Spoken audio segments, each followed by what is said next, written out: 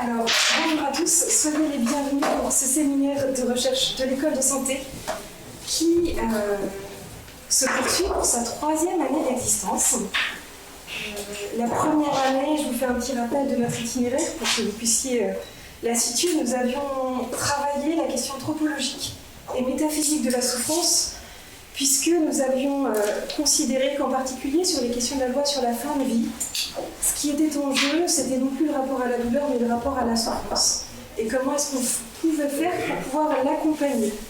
Ce qui amenait à se poser des questions à la fois anthropologiques, métaphysiques, éthiques et puis politiques. Et donc nous avons travaillé toute la première année pour essayer de considérer ce que ça signifiait pour l'homme de pouvoir souffrir. Puis ensuite, une fois que nous avons travaillé cette question de l'incarnation de l'homme, du fini, de l'épreuve d'être qu'il a à faire, des efforts qu'il a à faire pour pouvoir se situer dans la vie et être un vivant, nous avons versé la 2e année sur le plan éthique. Accompagner l'homme souffrant, qu'est-ce que cela signifie? À quoi ça nous engage? Comment répondre à notre tâche d'homme et comment répondre à notre responsabilité?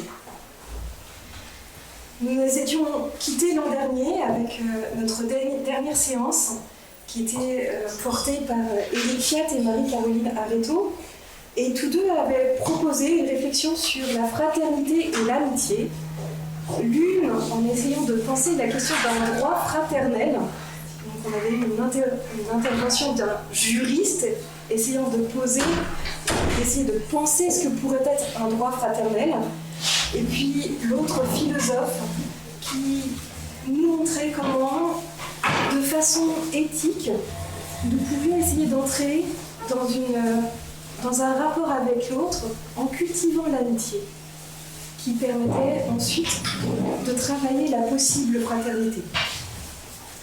Mais nous étions à la frontière.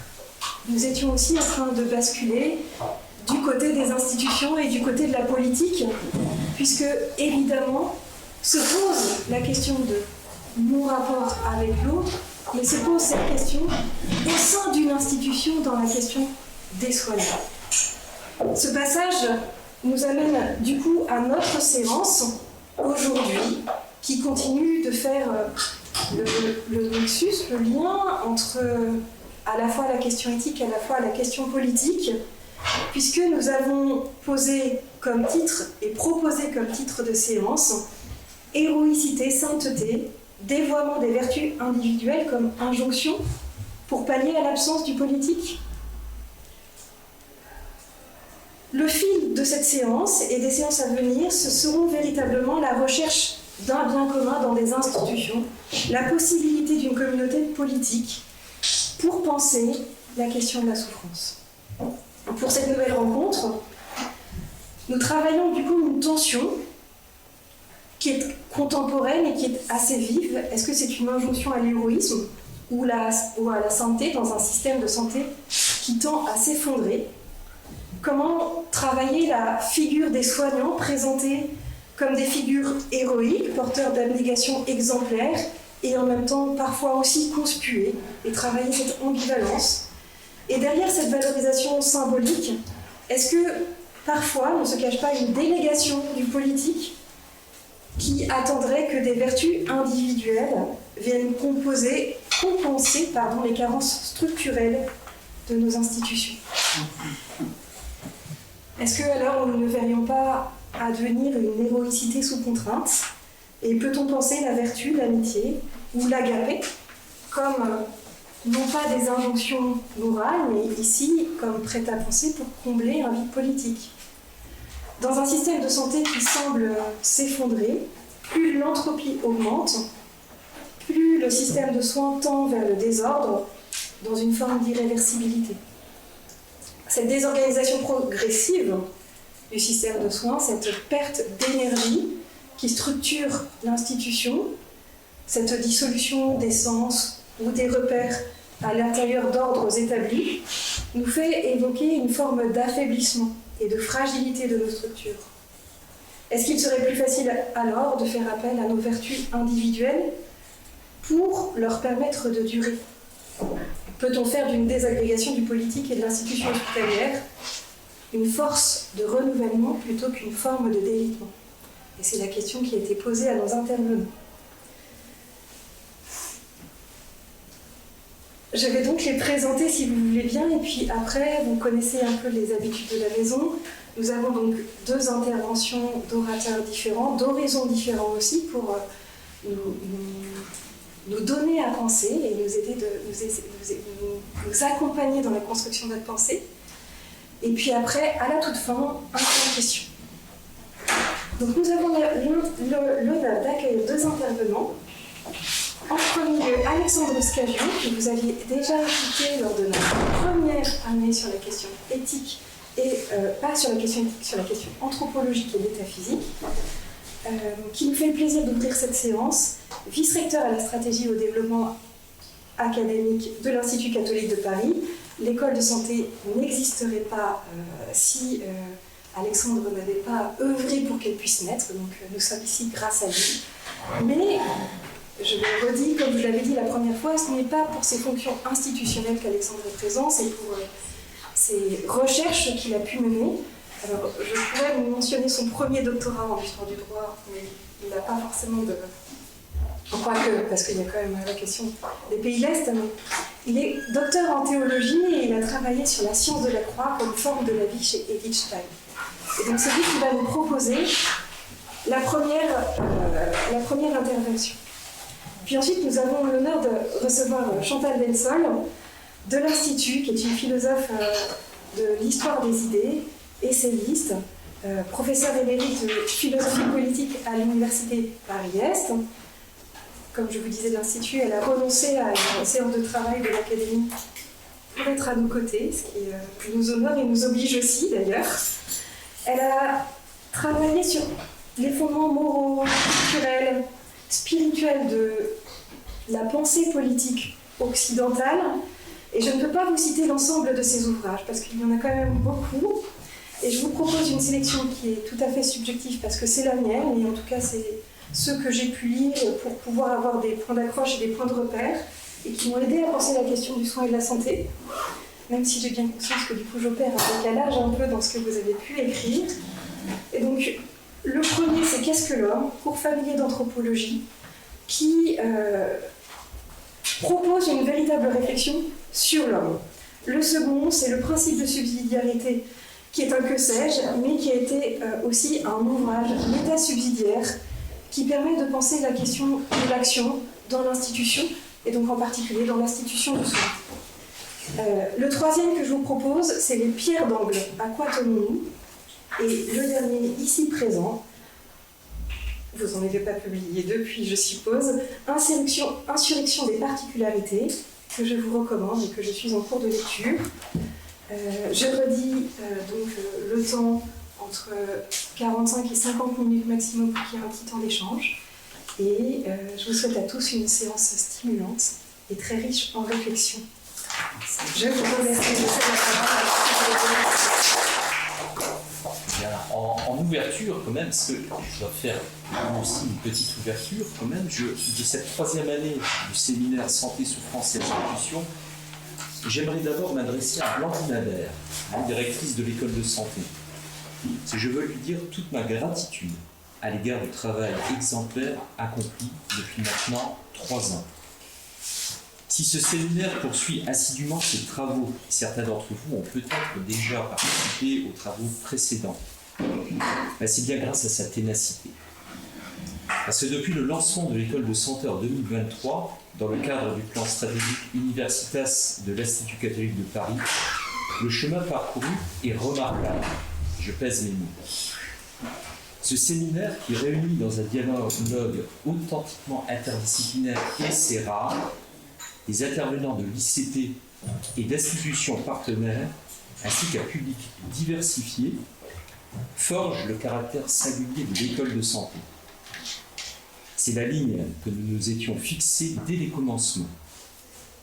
Nous voulions profiter d'un positionnement résolument universitaire pour donner à nos formations, même les plus professionnalisantes, une densité intellectuelle transgressant le cadre corseté de la technicité et de l'hyperspécialisation. Et je crois qu'on est en passe de le réussir. Je ne rappelle pas les 2 années précédentes, puisque ça vient d'être rappelé, et il faut conserver le temps imparti. Mais je voudrais simplement préciser d'emblée que voilà, moi, je ne suis pas qualifié pour aborder normalement les questions relatives aux institutions de santé et considérer leur place dans l'espace public.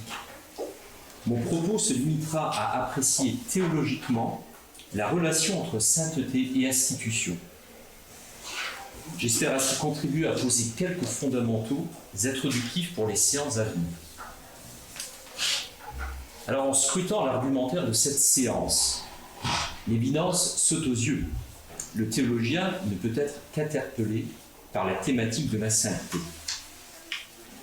Toutefois, cette mention à elle seule n'explique pas la raison profonde pour laquelle il se sent concerné. C'est bien plutôt le présupposé de l'argumentaire de notre séance qui suscite son intérêt. Rappelons-le, l'héroïque et la sainteté ne sont pas des réponses à une injonction du système, mais au contraire une réponse face à sa perversion pour permettre un renouvellement ou une entropie. C'est ce que vous avez vu apparaître, ce qui vient d'être rappelé par Blandine Abel. Alors, de prime abord, ce propos semble placer la sainteté dans un rapport de force avec les institutions. D'un côté, nous ferions face à des institutions perverties et déviantes, et de l'autre côté, nous aurions la sainteté, porteuse de pureté et de droiture, chargée de bousculer et de redresser un ordre normatif défectueux. Ce problème n'est pas nouveau. En relisant Bernanos dans Jeanne relapse et sainte, celui-ci énonce avec tranchant cette opposition. Je le cite. Que d'autres prennent soin du spirituel, argumentent, légifèrent. Ça, c'est le premier côté. Nous tenons l'héritage des saints. Car depuis que furent bénis avec nous la vigne et le blé, la pierre de nos seuils, le toit où nichent les colombes, nos pauvres lits pleins de songes et d'oubli, la route où grincent les chars, nos garçons au rire dur et nos filles qui pleurent au bord de la fontaine, depuis que Dieu lui-même nous visita, est-il rien dans ce monde que nos saints n'aient dû reprendre? Est-il rien qu'ils ne puissent donner? Ce problème, disions-nous, n'est pas nouveau. Nous pouvons même ajouter qu'il ne manque pas de justesse. La sainteté, par l'espérance qu'elle suscite, constitue en effet un puissant remède face au désenchantement que nos contemporains éprouvent face à nombre d'institutions en faillite. Mais, et là il y a bien un mais, c'est la résistance. Ne pourrions-nous pas déceler dans ce constat un parti pris quelque peu manichéen? Sans doute, sauf à considérer la problématique sur laquelle il nous est demandé de réfléchir avec toutes les nuances requises. C'est cette problématique, d'ailleurs, m'a sauvé de la première lecture de l'argumentaire. Je la rappelle également.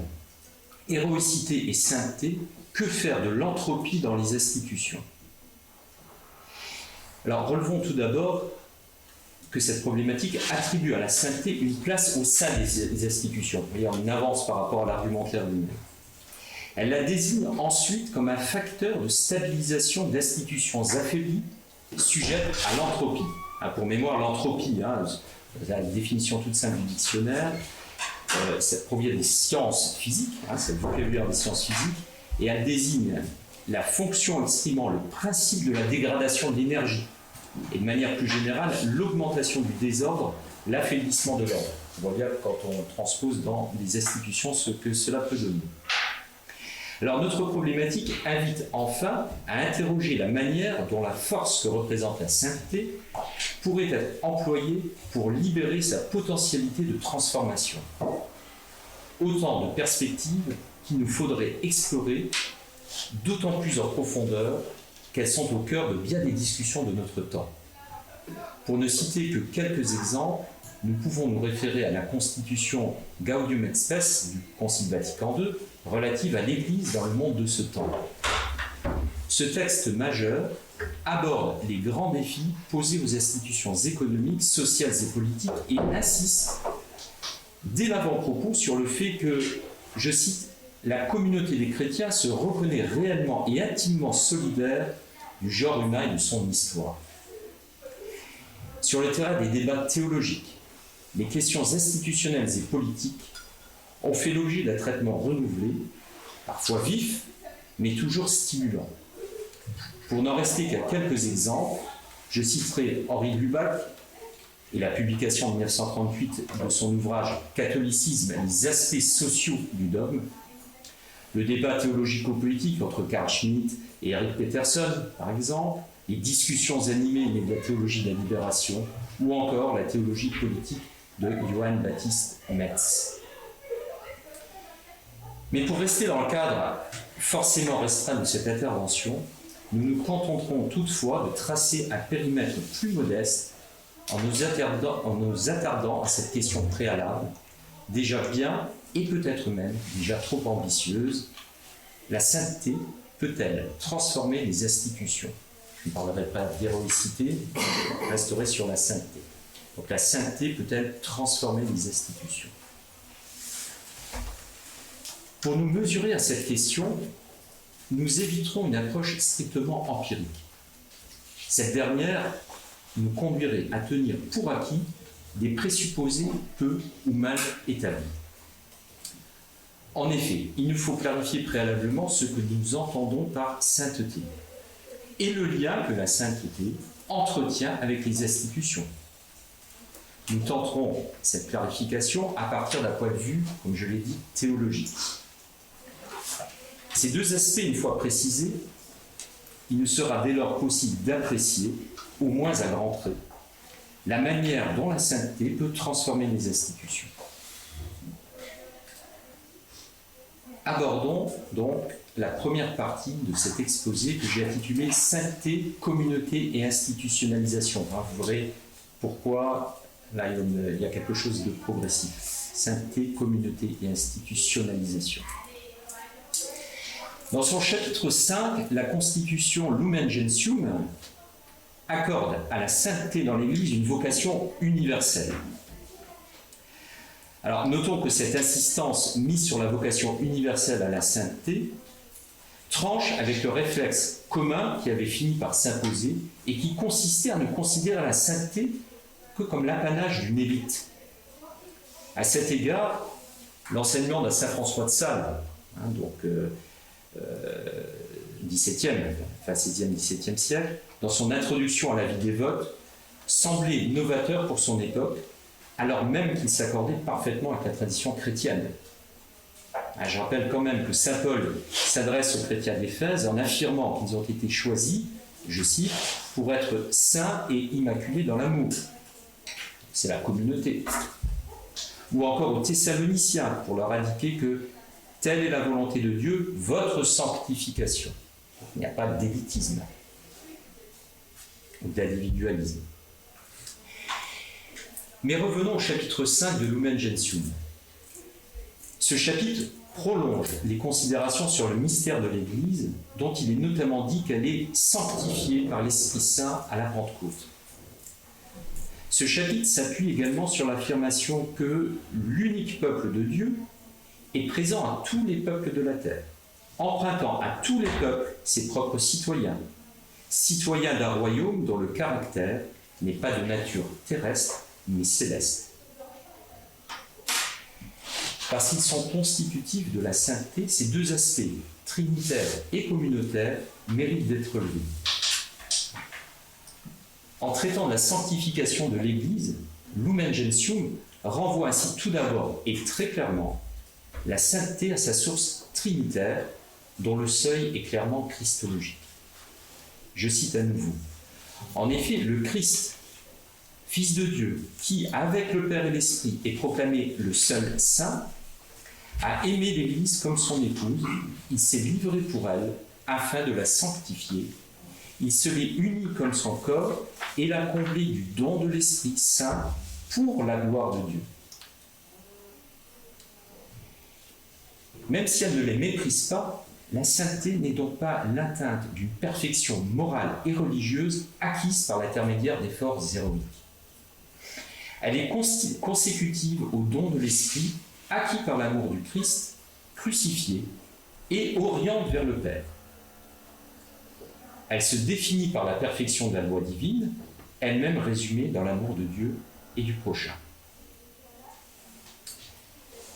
Je cite Lumen Gentium 40, « Et en effet, à tous, le Seigneur Jésus a envoyé son Esprit pour les mouvoir de l'intérieur à aimer Dieu de tout leur cœur, de toute leur âme, de toute leur intelligence et de toute leur force, et aussi à s'aimer mutuellement comme le Christ les a aimés. » Donc, Lumen Gentium reprend la loi de sainteté, la loi d'amour divin. Évoquons à présent le deuxième aspect constitutif de la sainteté.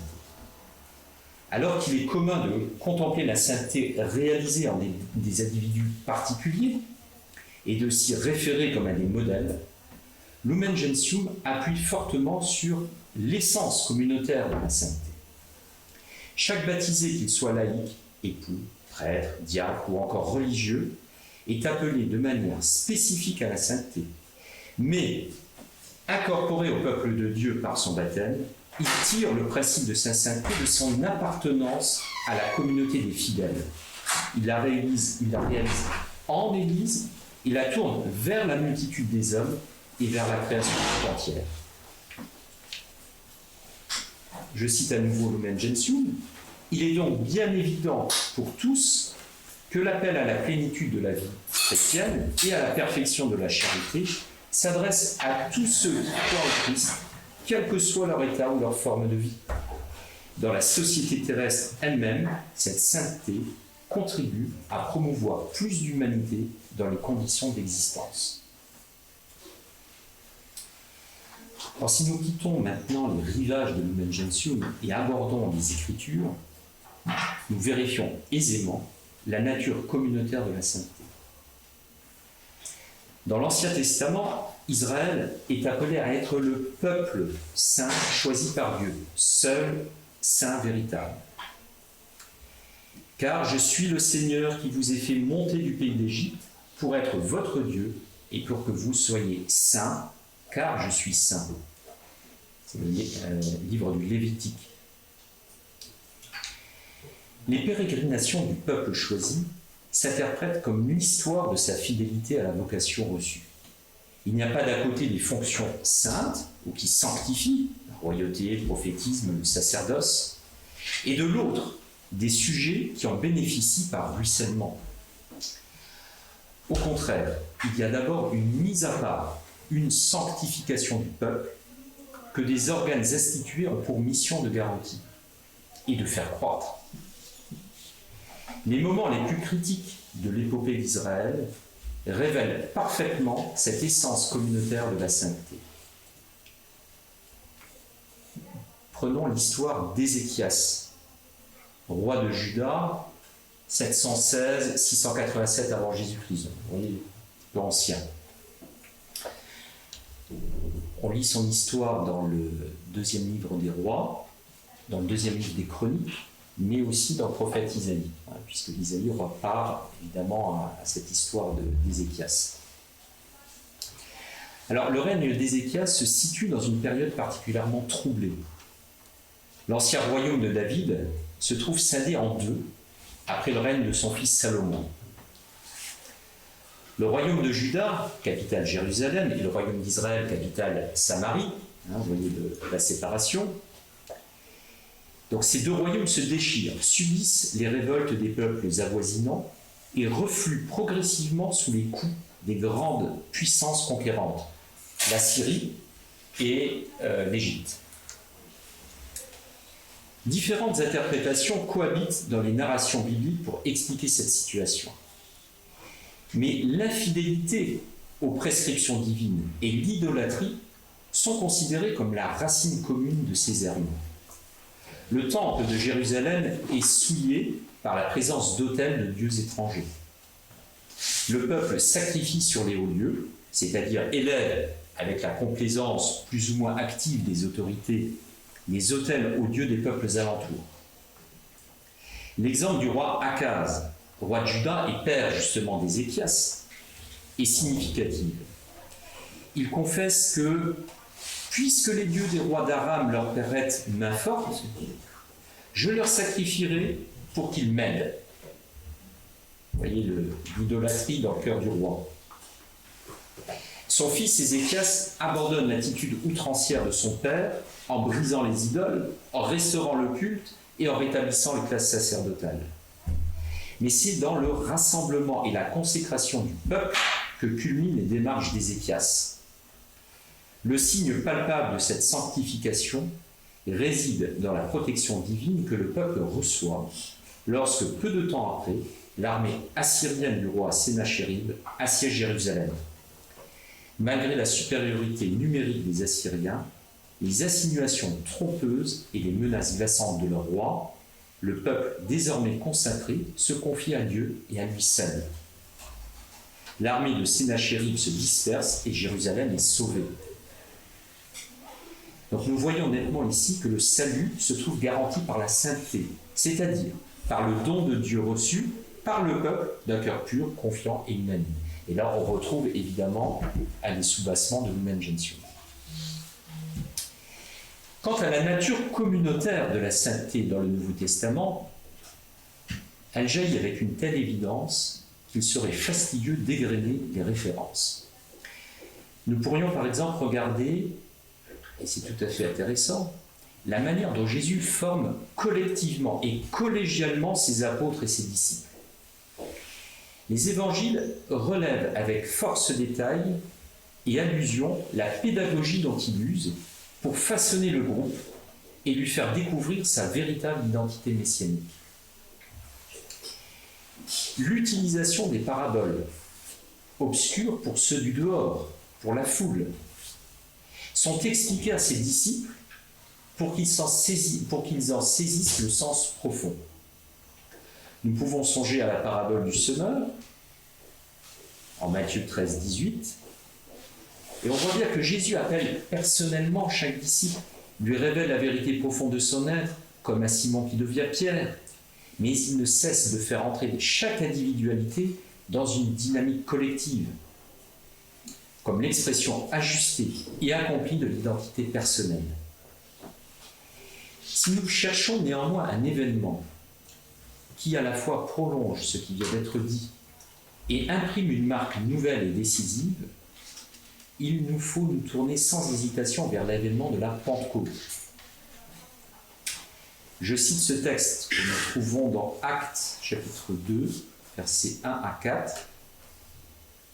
Le jour de la Pentecôte étant arrivé, ils se trouvaient tous ensemble dans un même lieu, quand tout d'un coup vint du ciel un bruit tel que celui d'un violent coup de vent, qui remplit toute la maison où ils se tenaient.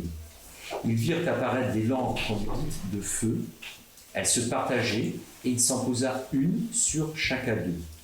Tous furent alors remplis de l'Esprit Saint, et commencèrent à parler en d'autres langues, selon que l'Esprit leur donnait de s'exprimer. La répétition du tous et du tous ensemble est évidemment à souligner dans la perspective qui nous préoccupe. Autre indice révélateur, la Pentecôte intervient après la reconstitution intégrale du collège des apôtres, Matthias ayant remplacé Judas Iscariote. La dimension symbolique ici est décisive. Il est nécessaire que les 12 soient au complet, car le don de l'Esprit est dévolu aux héritiers des 12 tribus d'Israël. Il ne faut pas qu'il en manque une, ou un non. Ce tous ensemble ne fait cependant pas de la communauté une masse indistincte, puisque, rappelons-nous, les langues qu'on nous dit de feu se partagent et se posent sur chacun d'eux. Les langues parlées sous la motion de l'esprit expriment une pluralité d'idiomes compréhensibles de chacun en particulier. Personnalisation et communauté fonctionnent donc ensemble. Si nous regardons maintenant l'histoire de l'Église, un petit peu plus loin, sachant que le Nouveau Testament, c'est déjà l'histoire de l'Église, je vais un petit peu plus loin. nous découvrons sans mal que la nature communautaire de la sainteté s'accomplit souvent sous une forme institutionnelle. Nombre d'institutions ont été créées dans le prolongement des œuvres d'Église. Des réseaux hospitaliers, des réseaux d'écoles, d'universités. Nous fêtons les 150 ans de l'Institut catholique de Paris. Je pense que l'exemple est tout choisi. Donc, tous ces réseaux constituent des illustrations éloquentes. Un autre exemple de cette institutionnalisation réside dans l'établissement des règles communautaires, les ordres, les congrégations. La règle de Saint-Benoît insiste par exemple sur l'importance de la vie communautaire pour progresser dans la perfection. Elle fait l'éloge du moine cénobite, c'est-à-dire celui qui vit dans un monastère et combat sous une règle et un abbé. Chapitre 14 de la règle. Dans la mystique de la passion, Stanislas Breton explicite magistralement cette institutionnalisation de la sainteté. Chez saint Paul de la Croix, Paul d'Anéi, dont il étudie la vie et l'œuvre, l'insistance sur la passion de Jésus imprègne la conduite du saint, la conduite spirituelle du saint et ses méditations publiques. Mais il montre surtout que le saint prend progressivement conscience qu'une telle expérience exige davantage. Elle réclame une structuration, une organisation, une stabilité dans le temps et dans l'espace. Elle se doit de prendre la forme particulière de l'institution. Je le cite, ces passages-là sont vraiment très importants. La spiritualité de la passion ne pouvait s'exprimer totalement qu'en se réalisant dans une institution. Donc, quand il dit la spiritualité de la passion, c'est ce que porte Paul de la Croix, qui va devenir la congrégation des passionnistes. Donc elle ne peut s'exprimer totalement qu'en se réalisant dans une institution. La parole et l'écrit lui-même n'ont pas la consistance d'une chose qui dure, d'une permanence vérifiable. Peut-être faudrait-il le contester là, mais ce n'est pas le propos. L'intuition a besoin d'un corps, d'une solidité qui soit l'œuvre de nos mains. Paul d'Anéi, qui fut ermite, comprit à la longue qu'il n'était pas bon d'être seul. La seule pensée de la passion de Jésus-Christ, cela ne suffit pas à l'existence. Or, c'est bien cela qu'il voulait, un être dense, observable, soustrait en quelque sorte aux fluctuations de l'individuel. Sa ferveur était prégnante d'un grand ouvrage. La participation tend à son propre poids à se faire partage, à devenir commune. C'est le respect même du transcendant qui la pousse, pour ainsi dire, à cet élargissement. La passion du Christ doit se faire communauté humaine. Consacrée à s'en souvenir, la future congrégation rendrait hommage à la vertu de la croix. Lorsque Stanislas Breton affirme que la passion du Christ doit se faire communauté humaine, nous en avons parfaitement l'illustration dans les moments les plus troublés de l'histoire. Alors que l'euthanasie se resserre autour de l'Église confessante, mouvement qui tire son nom de ces chrétiens protestants allemands refusant toute compromission avec l'idéologie au pouvoir, le pasteur et théologien allemand Bonhoeffer prend le temps d'écrire un petit ouvrage intitulé « De la vie communautaire ». Il s'adressait notamment à ces étudiants dispersés, souvent surveillés et passibles de déportation. Il leur proposait une vision où la communauté, avec ses structures et sa régularité, pouvait appuyer le déploiement d'une vie chrétienne authentique, particulièrement malmenée par les circonstances. Alors que les institutions trouvent leur fondement dans la vie communautaire, sauf à considérer qu'elles ne sont que le résultat d'intérêts de circonstances, n'intéresse donc pas uniquement la réflexion juridique et politique. L'approche théologique convoquée ici apporte de précieux matériaux de méditation. Invitant à regarder la nature communautaire de la sainteté et l'institutionnalisation qui peut en découler, elle en trouve des perspectives nouvelles sur le rapport aux institutions. La sainteté peut dire quelque chose des institutions, non pas simplement de manière extrinsèque, mais en toute connaissance de cause. sa dimension communautaire et institutionnelle la qualifie pour évaluer l'esprit et les orientations des institutions. Ceci ne signifie toutefois pas que la sainteté soit réductible à la forme institutionnelle qu'elle peut emprunter, ou encore assimilable à n'importe quelle institution. Ceci ne signifie pas non plus qu'il faille la considérer comme un modèle idéal d'institution. Comme nous l'avons vu, là n'est pas son sens premier. L'oublier reviendrait à s'aventurer sur le terrain dangereux du détournement de la sainteté à des fins de pouvoir. Alors pour approfondir ces points importants, il nous faudrait clarifier beaucoup plus finement ce que nous devons entendre par institution. Alors je ne le ferai pas parce que là, ça m'emmènerait très loin, mais je pense que peut-être que nos deux interventions se compléteront de ce point de vue-là.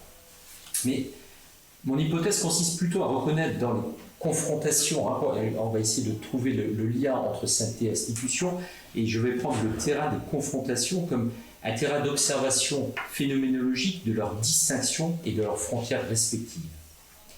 Et à mon avis, le terrain le plus propice à cette réalisation se situe sur le Golgotha, c'est-à-dire sur la croix. C'est ce que nous allons maintenant considérer de notre deuxième partie, que j'ai intitulée « Sainteté et institution, le paradoxe de la croix ». La question qui se présente maintenant à nous doit être posée avec le plus grand soin. La tentation d'instrumentaliser les textes bibliques à des fins idéologiques n'est certainement pas à sous-estimer. Elle est même monnaie courante. La survalorisation de passages scripturels, l'omission d'autres et la décontextualisation appartiennent aux procédés classiques des violences faites au texte et à l'histoire. Le théologien Oscar Cullmann s'est montré singulièrement attentif à ce risque. Compte tenu de notre perspective, il n'est pas inutile de nous y référer. Dans un opuscule de 1970, la date est importante, intitulé, et ça explique aussi beaucoup l'intitulé de son opuscule, « Jésus et les révolutionnaires de son temps », Oscar Cullmann dénonce ceux qui veulent absolument transposer l'attitude du Jésus des évangiles dans ce qu'ils estiment devoir être fait à leur époque. Donc évidemment, au moment où Cullmann écrit, les discours révolutionnaires, marxistes, marxisants sont éminemment prégnants. Pour certains d'entre eux, il est tentant d'établir une proximité objective entre Jésus et le groupe des zélotes, afin de faire valoir sa lutte supposée contre l'ordre établi et justifier ainsi l'attitude révolutionnaire contemporaine. Cullmann critique fermement cette transposition. Pour lui, elle fait fi d'une exégèse sérieuse en confondant deux plans historiques. Donc pour asseoir sa thèse, il analyse rigoureusement les textes pour montrer que, quel que soit le plan choisi, culturel, social ou politique, l'attitude de Jésus ne peut être assimilée aux positions des zélotes, quand bien même les incidents sont à relever. Mais l'étude montre concomitamment qu'on ne peut considérer Jésus comme un simple défenseur non plus du statu quo politique ou religieux. Pour Cullmann, les tenants des deux thèses partent de l'a priori que l'attitude de Jésus doit forcément être simple. Ou bien il a été révolutionnaire, ou bien il a été un défenseur des institutions existantes. On ne compte pas du tout avec la possibilité que, sans être contradictoire, l'attitude de Jésus à l'égard des institutions de ce monde a dû être complexe parce que son fondement se trouve en dehors des données du monde, de ce monde. Ce fondement est selon Cullmann le cœur du message de Jésus. Celui-ci se concentre tout entier dans ce qu'il appelle l'attente d'un royaume à venir. Ce qui le conduit à poser cette proposition, ne faut-il pas distinguer entre le monde considéré comme lieu de nos actes et le monde considéré comme norme de nos actes?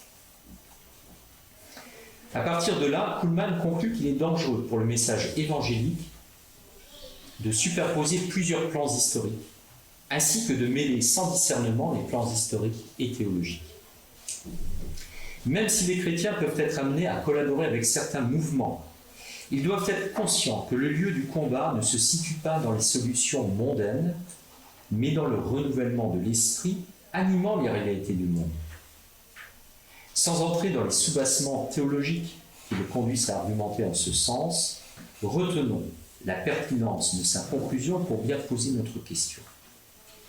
Lorsque nous scrutons les conflits entre la sainteté et les institutions, ce ne doit pas être pour instrumentaliser la sainteté au profit de ce que nous voudrions préserver, réformer ou renverser. Le point de vue ne doit pas être d'abord politique et ensuite moyennant quelques arrangements théologiques. Il doit être d'abord théologique, non pour justifier, mais pour assumer le politique. Du reste, ce que Kuhlmann affirme au sujet des risques de cette transposition se vérifie aisément. Nous pourrions prendre un ensemble d'exemples emblématiques de ces conflits, par exemple les conflits répétés entre l'institution prophétique et la royauté dans l'Ancien Testament.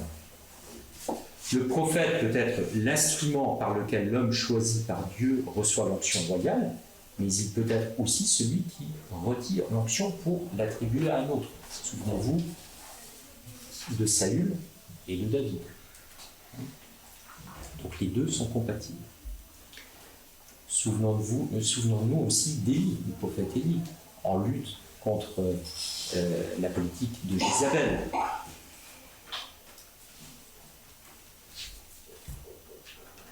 On peut se souvenir également de Jean le Baptiste, en Marc 6, 14, 30, quand il fut emprisonné par le roi Hérode, en raison de ses dénonciations d'attitudes scandaleuses de sa majesté royale, qui vivait avec Hérodiade, la femme de son frère Philippe. C'est qu'il aura la tête tranchée par la fille d'Hérodiade. Voilà, et on a de très beaux textes que j'ai relus récemment, Hérodias de Flaubert, sur justement la décapitation. Alors, c'est très romancé, mais la décapitation de Jean le Baptiste. Je vous conseille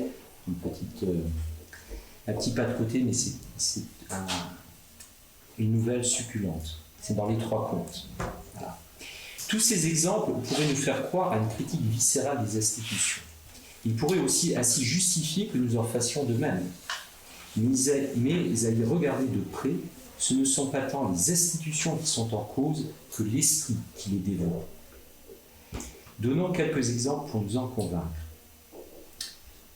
Offusqué par la demande du peuple de se doter d'un roi comme les autres nations, Dieu l'accepte néanmoins. Premier livre de Samuel.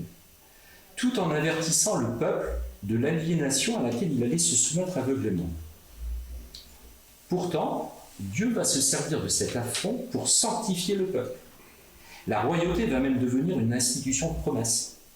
La lignée de David sera affermie pour toujours. Et vous savez qui provient de la lignée de David. Vous voyez un petit peu le cheminement depuis le 2e livre de Samuel jusqu'au Nouveau Testament. Et remarquons que la raison ne réside pas dans la puissance du roi, encore moins dans sa moralité. Alors, on connaît la moralité de David. Envoyant son général Uri au combat, le faisant tuer pour récupérer sa femme, Bethsabée. Autrement dit, la puissance du roi se maintient s'il préserve sa droiture de cœur envers le Seigneur. Droiture qui comprend aussi le repentir, comme le célèbre psaume 50 en a conservé la trace. Si David marche dans les pas du Seigneur, il n'en sera pas de même et loin de là de tous ses successeurs. Donc je ne développe pas plus, vous connaissez l'ensemble des pérégrinations royales qui sont relatées notamment dans le livre des Chroniques. Mais parfois on a aussi des retournements. C'est parfois Cyrus, le roi des Perses, qui devient à son tour celui qui va délivrer, qui va rendre la liberté à Israël. Donc on voit très bien la manière dont les institutions, qu'il y a un entrelacement entre les institutions, la sainteté, les élans aussi messianiques. Finalement, la question reste toujours celle de savoir si le peuple et le roi se tournent ou se détournent de Dieu, si le peuple et le roi marchent dans la loi et rendent un culte authentique au Dieu d'Israël. En un mot, ce qui est en jeu, c'est bien la sainteté du peuple, de son rapport à Dieu et au prochain. Nous sommes donc toujours bien dans une lecture théologique. Il s'agit de la Bible. Toutefois, c'est avec le Christ en croix qu'il est possible de saisir avec clarté la nature souvent conflictuelle du rapport entre sainteté et institution. et par là même la manière de les situer l'un vis-à-vis des autres. À cet égard, 3 caractéristiques peuvent être retenues. La croix représente d'abord l'emblème du conflit avec les institutions politiques et religieuses. Deuxième trait, la croix recèle paradoxalement une dimension institutionnelle. Et troisième trait, la croix inaugure une nouvelle relation aux institutions. Historiquement, la crucifixion expose, donc premier trait, historiquement, la crucifixion expose publiquement la punition encourue en cas d'infraction criminelle et d'atteinte à l'autorité publique. Elle est le supplice affligé aux esclaves, aux hors-la-loi, aux rebelles. La croix que porte Jésus est donc un signe manifeste d'infamie publique. Elle le jette hors de la cité, à Golgotha et en dehors de Jérusalem.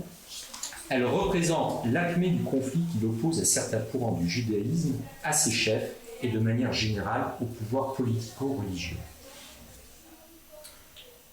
À ce premier trait, il convient d'en ajouter un second, plus subtil. Jésus ne prétend pas au pouvoir politique.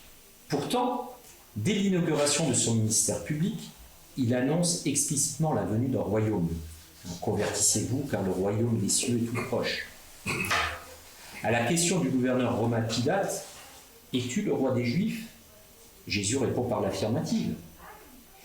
Il précise cependant que sa royauté n'est pas de ce monde et que si elle l'était, des gardes se seraient battus pour qu'il ne soit pas livré. Alors ce paradoxe déconcerte. Souvenons-nous de Jésus se dérobant au mouvement des foules, subjugué par ses miracles qui voulaient le faire roi.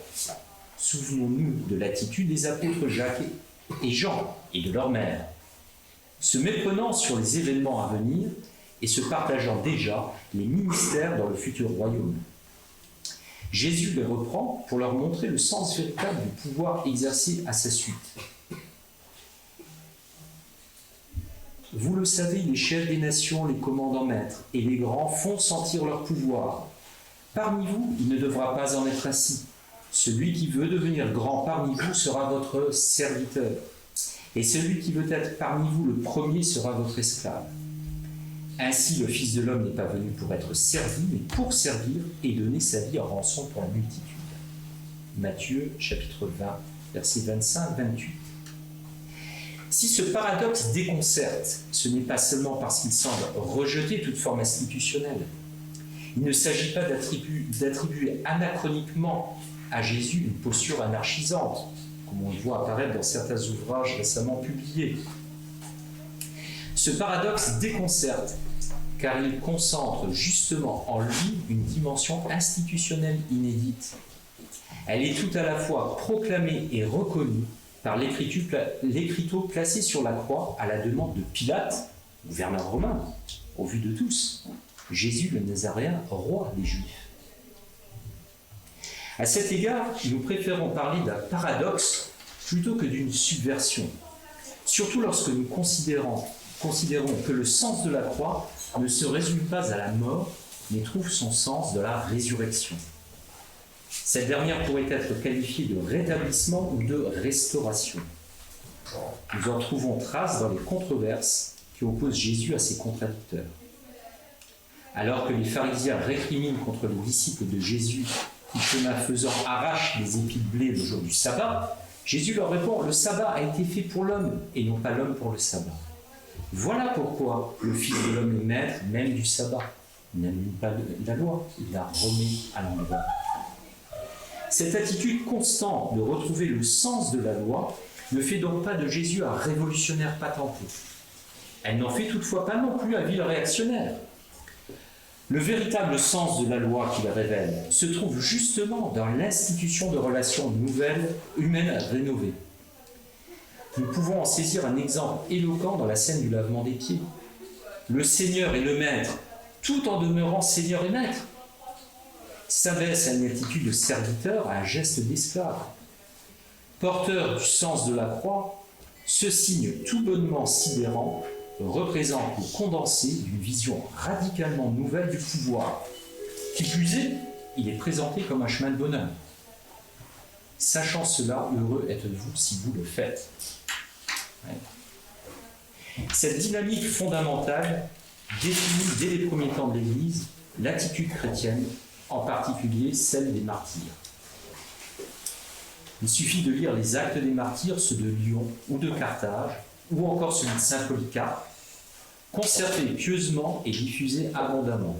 Le temps qui m'est imparti diminue dangereusement. Je vais essayer de... Mais c'est vrai que l'introduction peut être longue. Il faut qu'il y ait un temps de questions. Longtemps, voie d'accès privilégiée, donc le martyr, à la conformation au Christ, comme ne cesse de le proclamer Tertullien, Saint Cyprien ou encore Origène, le martyr demeure le barissant de la spiritualité chrétienne. Je vous fais grâce pour gagner quelques minutes de ce qu'en dit Lumen Gentium, justement, que je citais, c'est pas pour rien que je parle du martyr, mais aussi les nouvelles commissions, les commissions sur les nouveaux martyrs du XXe et du XXIe siècle. Mais dans cette spiritualité, nous y retrouvons déjà les traits identifiés, à commencer par le conflit avec les institutions. Dans l'évangile selon saint Matthieu, méfiez-vous des hommes, ils vous livreront aux tribunaux, ils vous flagelleront dans leurs synagogues. Vous serez conduits devant des gouverneurs et des rois à cause de moi. Il y aura là un témoignage pour eux et pour les païens. Il y a déjà ce conflit. Mais ce conflit n'exprime toutefois pas une volonté de renverser les institutions.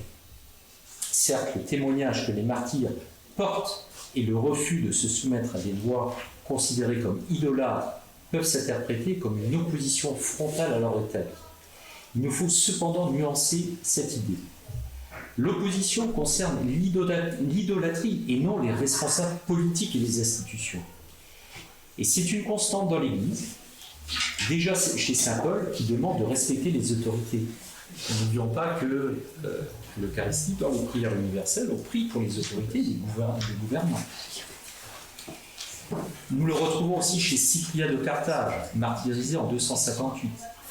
Lors de son interrogatoire, durant son premier procès l'année précédente, il déclare « Je suis chrétien et évêque. » Il faut qu'un Nelson puisse parler. Alors, je termine mon paragraphe. Excusez-moi, sinon je vous laisse là. Non, je termine mon paragraphe. Pas de problème pour moi, mais simplement... Puisque j'étais juste à la conclusion. Non, d'accord. Donc, je termine mon paragraphe, j'en ai pour 2 minutes. Et puis ensuite, je laisse Madame Delsol intervenir, de telle sorte qu'on puisse ensuite avoir des questions. Donc, ça, Cyprien. Je suis chrétien et évêque. Je ne connais pas d'autre Dieu que le Dieu unique et véritable, celui qui a fait le ciel et la terre, la mer et tout ce qu'il renferme. C'est ce Dieu que nous servons, nous, chrétiens. C'est lui que nous prions jour et nuit, pour nous et pour tous les hommes, comme pour le salut des empereurs eux-mêmes. Donc on voit bien que jusque-là, il n'y a pas de conflit avec les institutions, c'est l'idolâtrie qui est en cause. Donc je conclus en 2 mots. La sainteté peut-elle transformer les institutions? Vous avez compris que ma position était de dire oui, elle peut transformer les institutions. Pourquoi? Parce qu'elle-même a une essence communautaire, peut s'institutionnaliser. Ça, c'était le premier enseignement qu'on pouvait trouver à la fois dans Lumen Gentium, dans les Écritures, mais aussi dans l'histoire de l'Église. Et surtout que quand elle se confronte aux institutions, puisque c'était bien là le point central de l'argumentaire de départ, de savoir si elle pouvait jouer un rôle d'entropie, on voit bien que ce n'est pas tant dans ce conflit que se révèle le rapport sainteté-institution que dans cette capacité de transformer l'esprit des institutions sans les mettre à plat et sans les remplacer par des institutions utopiques ou idéales. Merci. Voilà, je vous remercie. J'espère que la conclusion n'était pas trop brutale et qu'il n'est même pas 5 heures.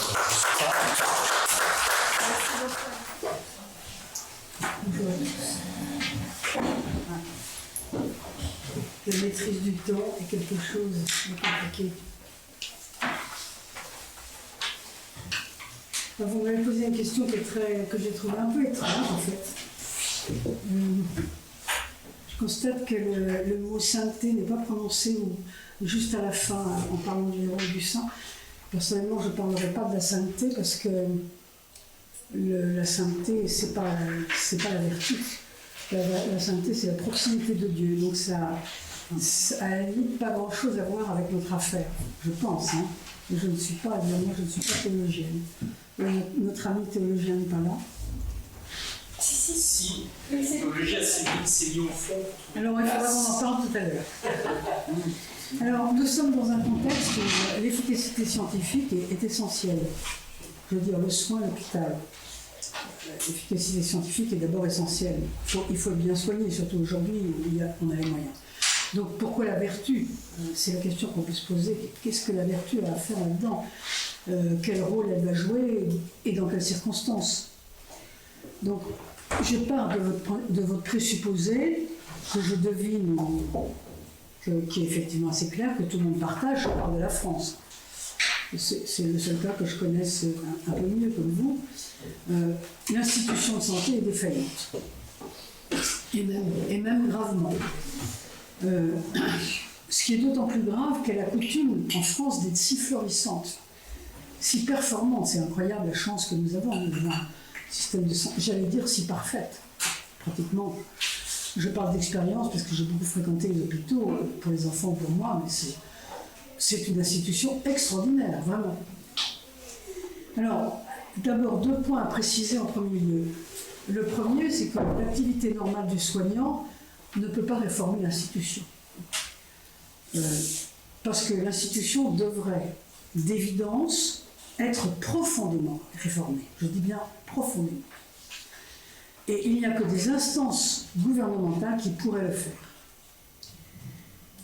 Ce qui demanderait un réel courage.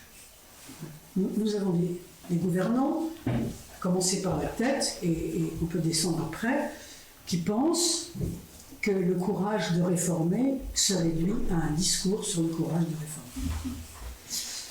Alors qu'en fait, c'est pas comme ça que ça se passe. Le courage de réformer, c'est vraiment le courage, c'est pas le discours sur le courage. Et donc l'institution s'enfonce. Comme les autres d'ailleurs, comme l'école. Autre exemple dramatique. Et les soignants qui sont dedans regardent tous les jours cette noyade dans l'impuissance. Et nous autres, les patients, nous ne voyons pas tout, parce que justement, et je vais en parler, grâce à leur vertu, les soignants arrivent à compenser les défaillances du système. Et nous patients, parce que moi je ne suis pas médecin, je suis patient, je ne vois pas tout ce qui se passe là. Je vois le résultat, et le résultat qui, à mon avis, est toujours parfait.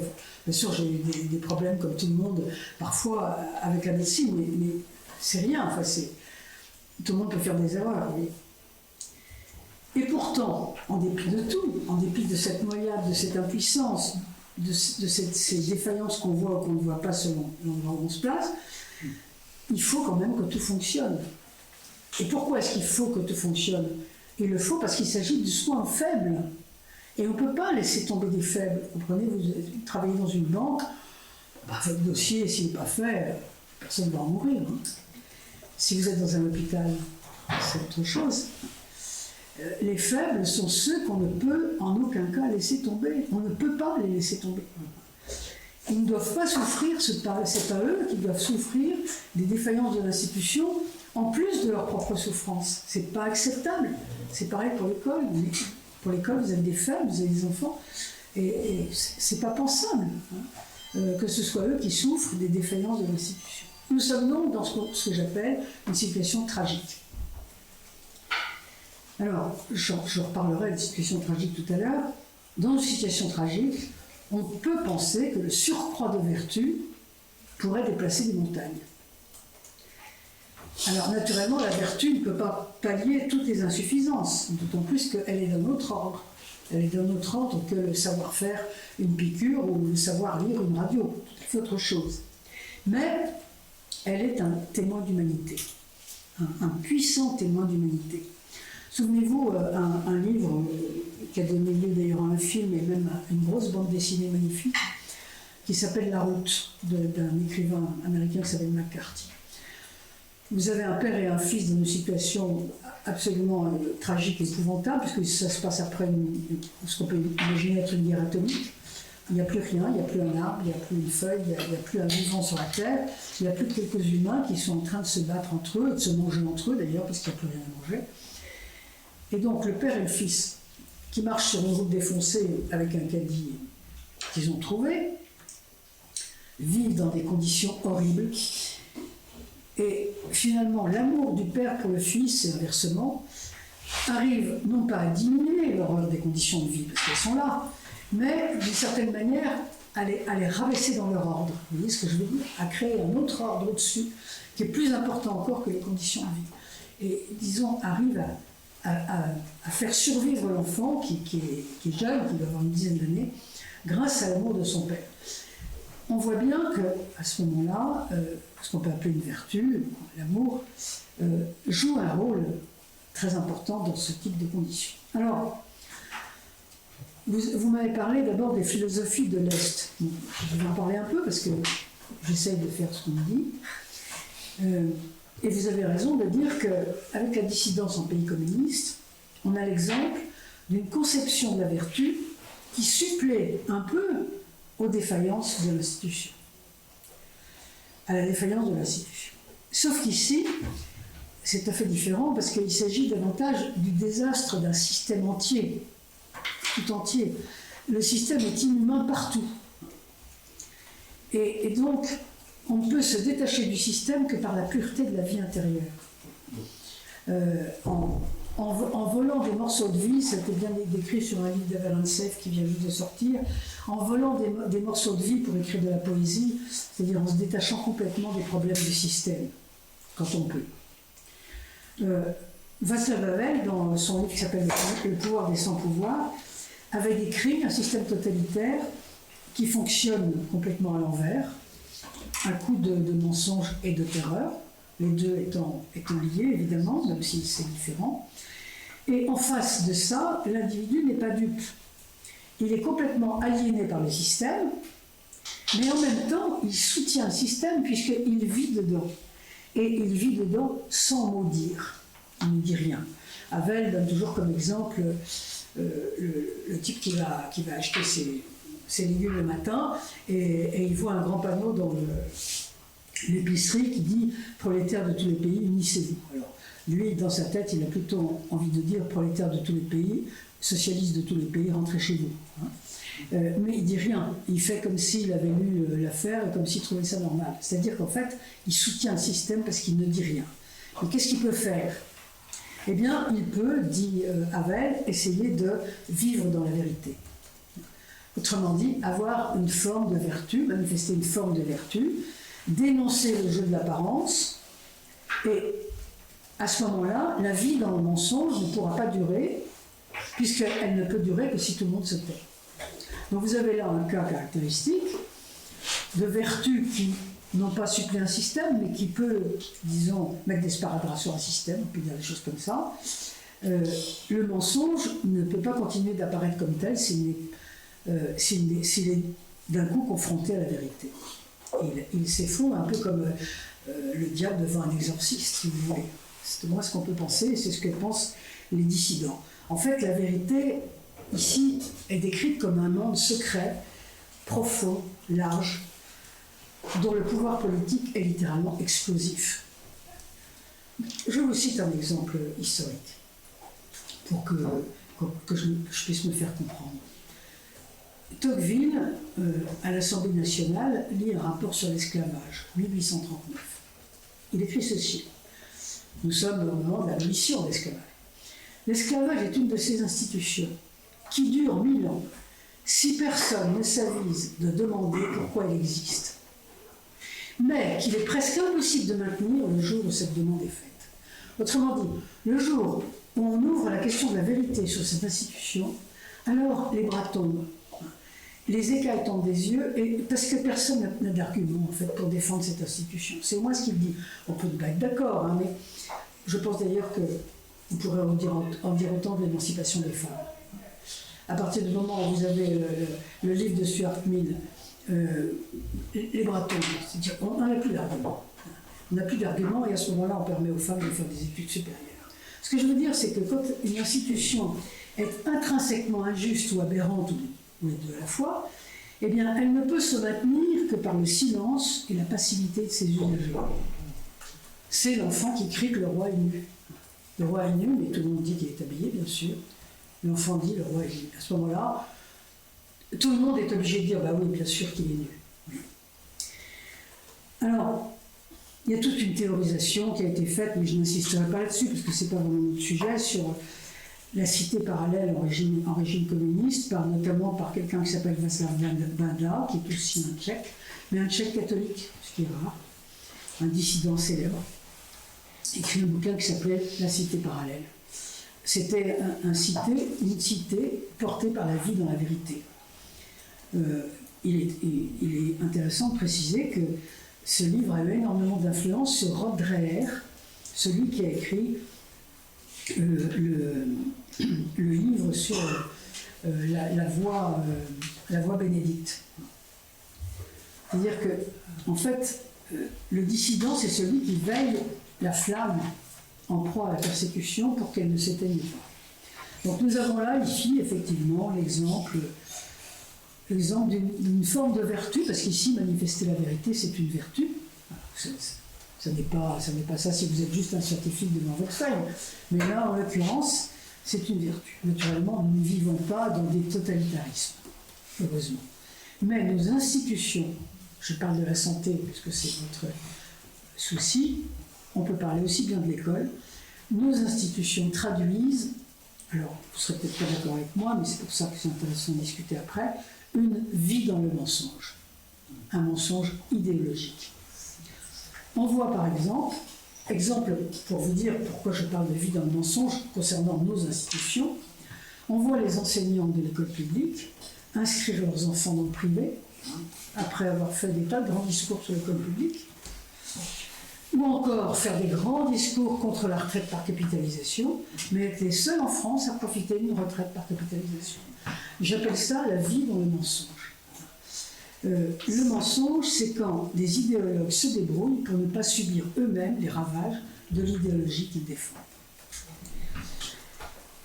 Exactement comme la nomenclatura de l'Est se fournissait dans les magasins privés, tout en disant que le système était un système merveilleux. Qu'est-ce qui se passe dans l'école et dans l'hôpital? Eh bien, chacun se rend compte qu'il faudrait responsabiliser les usagers, baisser drastiquement le coût de la bureaucratie, je parle de l'hôpital, à l'école autonomiser les établissements, ou revenir à des formes d'exigence disparues. Je ne cite que ces 3 ou 4 points, mais évidemment, on pourrait en citer bien plus, c'est pas mon propos ici, donc je ne fais qu'évoquer la chose. Je vous rappelle qu'il est bon ton d'établir une contradiction entre le discours et la vie. C'est assez facile et je pense que nos institutions souffrent de ça. Comme défendre l'école publique et inscrire ses enfants dans le privé, mais aussi soutenir l'écologie et surconsommer, bien réussir mais faire croire que ça n'apporte pas, avoir une passion pour l'égalité mais aussi pour le grand luxe, payer très cher pour avoir un look misérable, etc., etc. Je n'insiste pas. Donc, il y a bien dans notre culture un combat pour la vérité de l'existence. Et là, même si naturellement nous ne sommes pas du tout dans un système totalitaire ou pré-totalitaire, je ne pense pas du tout ça, nous avons besoin d'un combat pour la vérité de l'existence, et ça, effectivement, c'est une vertu. Si j'avais le temps, je parlerais des textes de Peggy sur la petite vie, qui représente la seule vie essentielle. Pourquoi la petite vie? Peggy commence en disant que nos gouvernants font des grands discours sur l'honnêteté et qu'en fait, leur vie personnelle est malhonnête. Et ils disent ce qui est important, c'est la vie personnelle, ce qu'ils appellent la petite vie. Comment vous comportez-vous avec votre conjoint, avec vos enfants? C'est ça l'important. C'est là que finalement, toute la personnalité prend modèle. Et là, c'est la question de la vérité de la vie, mais je ne veux pas m'éloigner de mon sujet. Alors, il faut d'abord noter que, et vous l'avez tout à l'heure, monsieur qui a parlé avant moi l'a dit, la charité précède toujours le soin scientifique. Parce que la charité est de toujours. La charité et la vertu sont de toujours, depuis Cro-Magnon certainement. Tandis que le soin scientifique, c'est plus récent. La charité précède aussi l'organisation de l'égalité, précède l'enseignement systématique. Si par exemple vous prenez Comenius, XVIIe siècle, qui vous dit qu'il faudrait enseigner même les enfants handicapés, même les filles, etc. Tout ça, ça vient bien après les écoles qui ont été organisées par l'Église. On peut dire aussi que la charité précède la lutte politique contre la pauvreté. C'est l'Église dans nos contrées, toujours l'Église, qui crée les écoles, qui crée les hôpitaux, qui crée les asiles de charité et les institutions de partage. Ça commence toujours par là. Autrement dit, avant d'être un dû, avant d'être un droit, tous ces services sont ceux de la charité et des sœurs du même nom. On peut dire que la vertu est incitatrice. Le système institutionnel de soins, d'enseignement, de partage, d'aumône vient après la charité. Mais la question que vous posez est un peu différente. Est-ce que la vertu peut pallier les exigences, les déficiences du système pour le bien des usagers? La question est d'autant plus complexe que dans ces domaines d'activité, dans ces domaines-là, la vertu n'est jamais loin. Je dirais même qu'en général, je dirais même toujours, elle est encastrée dans le système au point de ne jamais s'en défaire. Il suffit d'avoir vécu quelques graves opérations, à mon âge c'est assez courant, pour savoir que le personnel soignant tout entier, je dis bien tout entier, jusqu'au dernier pousseur de brancard dans les ascenseurs, manifeste une charité pratiquement sans borne. Je ne pense pas être trop optimiste en disant ça. J'ai connu des chirurgiens qui étaient, d'un point de vue psychologique, complètement crétins, qui n'avaient rien compris à la psychologie des gens, mais ils étaient toujours charitables. Vous voyez, et c'est vrai pour la personne la moins gradée de l'hôpital.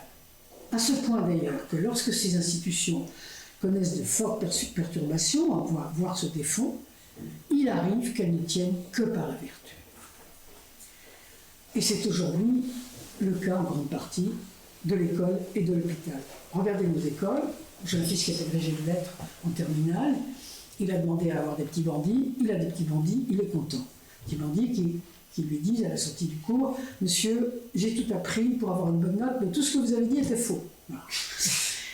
C'est ce qu'on appelle un petit bandit. Alors lui, il adore ça, bon, et on se rend compte que nos écoles, qui manquent de tout par le fait d'un système sinistre, on pourra en parler, mais ce n'est pas le moment, ne résistent que par la persévérance d'un pourcentage absolument incontable, évidemment, d'enseignants qui sont passionnés, qui sont dévoués, qui sont des gens mal payés, et d'ailleurs maltraités, je trouve, mais qui travaillent pour la beauté du geste, pour les enfants, pour sortir chaque année 2 enfants de la mouise, et qui après sont heureux parce qu'un enfant, un jeune, leur téléphone 3 ans après en disant: voilà, j'ai un boulot qui m'intéresse. Ça, c'est une évidence. Et l'école ne fonctionne que comme ça. Nos hôpitaux, qui manquent de tout, ne tiennent que par le dévouement des personnels. On en est là. C'est exactement, je suis désolée de faire cette comparaison, mais je l'assume, et je suis prête à l'expliquer si vous me posez des questions après. C'est exactement la manière dont travaillait l'hôpital et l'école en Union soviétique. Exactement la manière. C'est-à-dire grâce à un mélange de grande passion et de grande charité pour les usagers, enfants ou malades.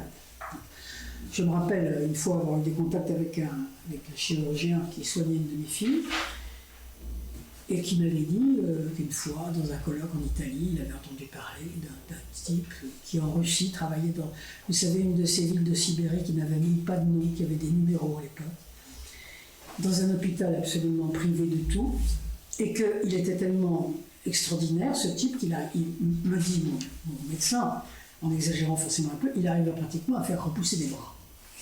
Et ce médecin me raconte, qui est orthopédiste, me dit: j'étais tellement intriguée que j'ai pris Transsibérien, je suis allée chez ce type. Et je suis restée 15 jours, vous ne pouvez pas imaginer, extraordinaire. Le type n'avait pas de moyens. Hein.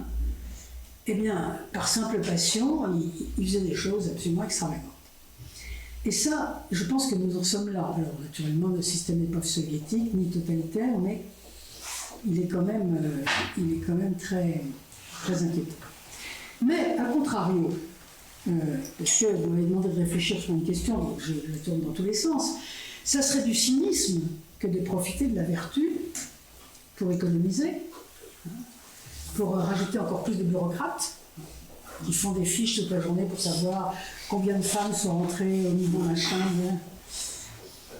On a parfois l'impression que nos gouvernants se disent « bah, ceux-là travailleront toujours ».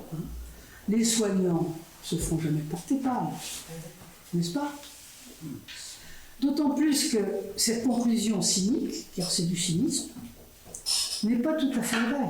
Quand on voit qu'il y a quand même nombre d'enseignants, je parle de l'école, là, que je connais mieux, qui abusent du congé maladie. Pourquoi? Souvent parce que leur travail est devenu complètement épuisant et parfois très dangereux, sans secours aucun de l'institution. Alors cette utilisation cynique des vertus pour délaisser les réformes dont l'hôpital ou l'école aurait vraiment besoin peut se trouver à tous les niveaux. Je pense que c'est quelque chose de très humain, ça. C'est un peu facile. Je pense par exemple, ça va peut-être vous faire sourire que j'utilise ce type de comparaison, à l'utilisation cynique de la vertu de la mère de famille, qu'autrefois, il n'y a pas si longtemps, on avait tendance à décrire comme une sainte afin de profiter de son dévouement. J'en ai vu beaucoup de ces garçons paresseux, profiteurs, qui se servaient sur un plateau avec cet argument décisif: ma mère est une sainte, donc je peux tout exiger sans rien faire. Et comme pour les enseignants, cette manipulation morale finit par faire long feu. Les femmes d'aujourd'hui ne se laissent plus prendre à ce genre de piège qui consiste à les payer en sainteté. Aucune d'entre nous n'a envie d'être payée en sainteté. Donc, il peut y avoir quand même un abus de ce système. Alors, est-ce qu'on peut espérer que l'altruisme presque sacrificiel des soignants incite les instances responsables à se donner du courage pour réformer? À vrai dire, non. Les gouvernants, vous l'avez remarqué, ne cessent pas de louer les soignants pour leur sacrifice. Ah, ça, ils le font, ça pour parler, ils parlent, ils louent. Et ils estiment qu'ainsi, ils ont fait leur boulot. Je précise une chose. Au temps du Covid, pas si loin, il était normal, je trouve, d'applaudir les soignants débordés. Pourquoi? Parce qu'il s'agissait d'une situation exceptionnelle. C'est pas pareil, une situation exceptionnelle et une situation habituelle. C'était pas une situation destinée à durer toujours. Mais il est carrément cynique, il est même obscène, s'agissant des gouvernants, de féliciter constamment les soignants en période normale, comme ils le font actuellement, comme si leur héroïsme compensait les réformes. D'ailleurs, je pense que l'affaire se terminera mal, parce qu'une situation d'exception n'est pas faite pour durer toujours, qu'elle soit politique ou sociale. On s'y épuise et on finit toujours par tout perdre. Alors, je continue. Quand la situation est tragique, on pense à sa mère. Forcément. Quand la tâche est impossible et nécessaire à la fois, c'est ça le problème, il reste dans sa pureté l'image du serviteur inutile. Vous voyez, il y a toujours une image qui surgit en période tragique. Le serviteur inutile, c'est une image spirituelle. Quand tout est perdu, vous avez lu comme moi Solzhenitsyn, Une journée d'Ivan Denisovitch. Voilà un pauvre type qui est condamné à 20 ans de goulag, sans doute jusqu'à sa mort, parce qu'on ne sait jamais quand. Et il faut qu'il travaille comme un damné par moins 20 degrés. On imagine, on n'arrive même pas nous à imaginer la situation, mais il aime la belle ouvrage. Et donc il se concentre corps et âme sur la vertu de son acte. Acte inutile, parce que les zèques, les types du goulag, ne font que des choses inutiles. Si encore ils construisaient une voie de chemin de fer, mais c'est absolument pas le cas. Et l'auteur brosse le portrait, l'auteur de Solzhenitsyn, brosse le portrait d'un paysan russe, qui est auparavant soldat de 2e classe, plutôt frustre, ce qui laisse bien penser que son attitude n'est pas extravagante. Ce type n'est pas un saint, n'est pas un grand vertueux. Il pourrait se retrouver partout, mais il aime le travail bien fait, quel que soit le but. C'est ainsi qu'il garde sa dignité. Et c'est justement parce qu'il garde sa dignité qu'il a des chances de survivre. On peut imaginer que la vertu se déploie dans nos institutions défaillantes pour cette raison-là. Parce que le serviteur inutile, c'est pas rien. C'est pas rien. Et l'inutilité ici, ce n'est pas si inutile que ça, parce que c'est utile sur un autre plan. Rappelez-vous que le serviteur inutile de l'Évangile est un esclave, qui n'a rien à attendre pour son travail. Autrement dit, il n'est ni payé ni remercié. C'est ce qui est bien dit dans l'histoire. Il ne reçoit pour récompense que la certitude d'avoir fait son devoir. Et l'idée de l'Évangile ici est de nous exhorter à nous reconnaître comme des serviteurs inutiles, c'est-à-dire à ne pas nous glorifier de ce que nous faisons, même les plus grandes choses. C'est très important pour nous d'entendre ça. Ou encore, travailler pour le seul travail bien fait, sans attendre récompense, salaire correct de l'institution, ce qui est le cas pour le personnel hospitalier et scolaire. Est-ce que c'est seulement pour satisfaction personnelle d'avoir accompli son devoir, manière de se grandir soi-même quand même, puisque personne ne vous grandit? Pas seulement ça. Pourquoi la vertu? Il faut bien vous dire que ça a été récemment redit par quelques auteurs qui se sont détachés du christianisme et qui sont en train de recréer une morale humaniste en reprenant les racines chrétiennes mais en s'en détachant. Nous ne pouvons pas faire notre propre bonheur. Aucun d'entre nous ne peut faire son propre bonheur. Si nous essayons, ça ne produit que du bien-être, pas du bonheur. Mais en revanche, ce que nous pouvons faire, c'est faire le bonheur des autres. Et ça, c'est une certitude. Nous pouvons faire le bonheur des autres. Et en général, cela nous apporte du bonheur. Autrement dit, notre bonheur passe par l'autre. Il y a beaucoup de travaux là-dessus en ce moment et qui sont, je trouve, très intéressants. Je pense que le personnel soignant maltraité et mal payé trouve son bonheur dans le sourire du malade. Ce qui ne veut pas dire qu'il faut que l'État le paye comme ça. Vous voyez ? Et il nous arrive aussi, d'ailleurs, je le dis en passant, de travailler pour l'honneur en défendant des causes perdues.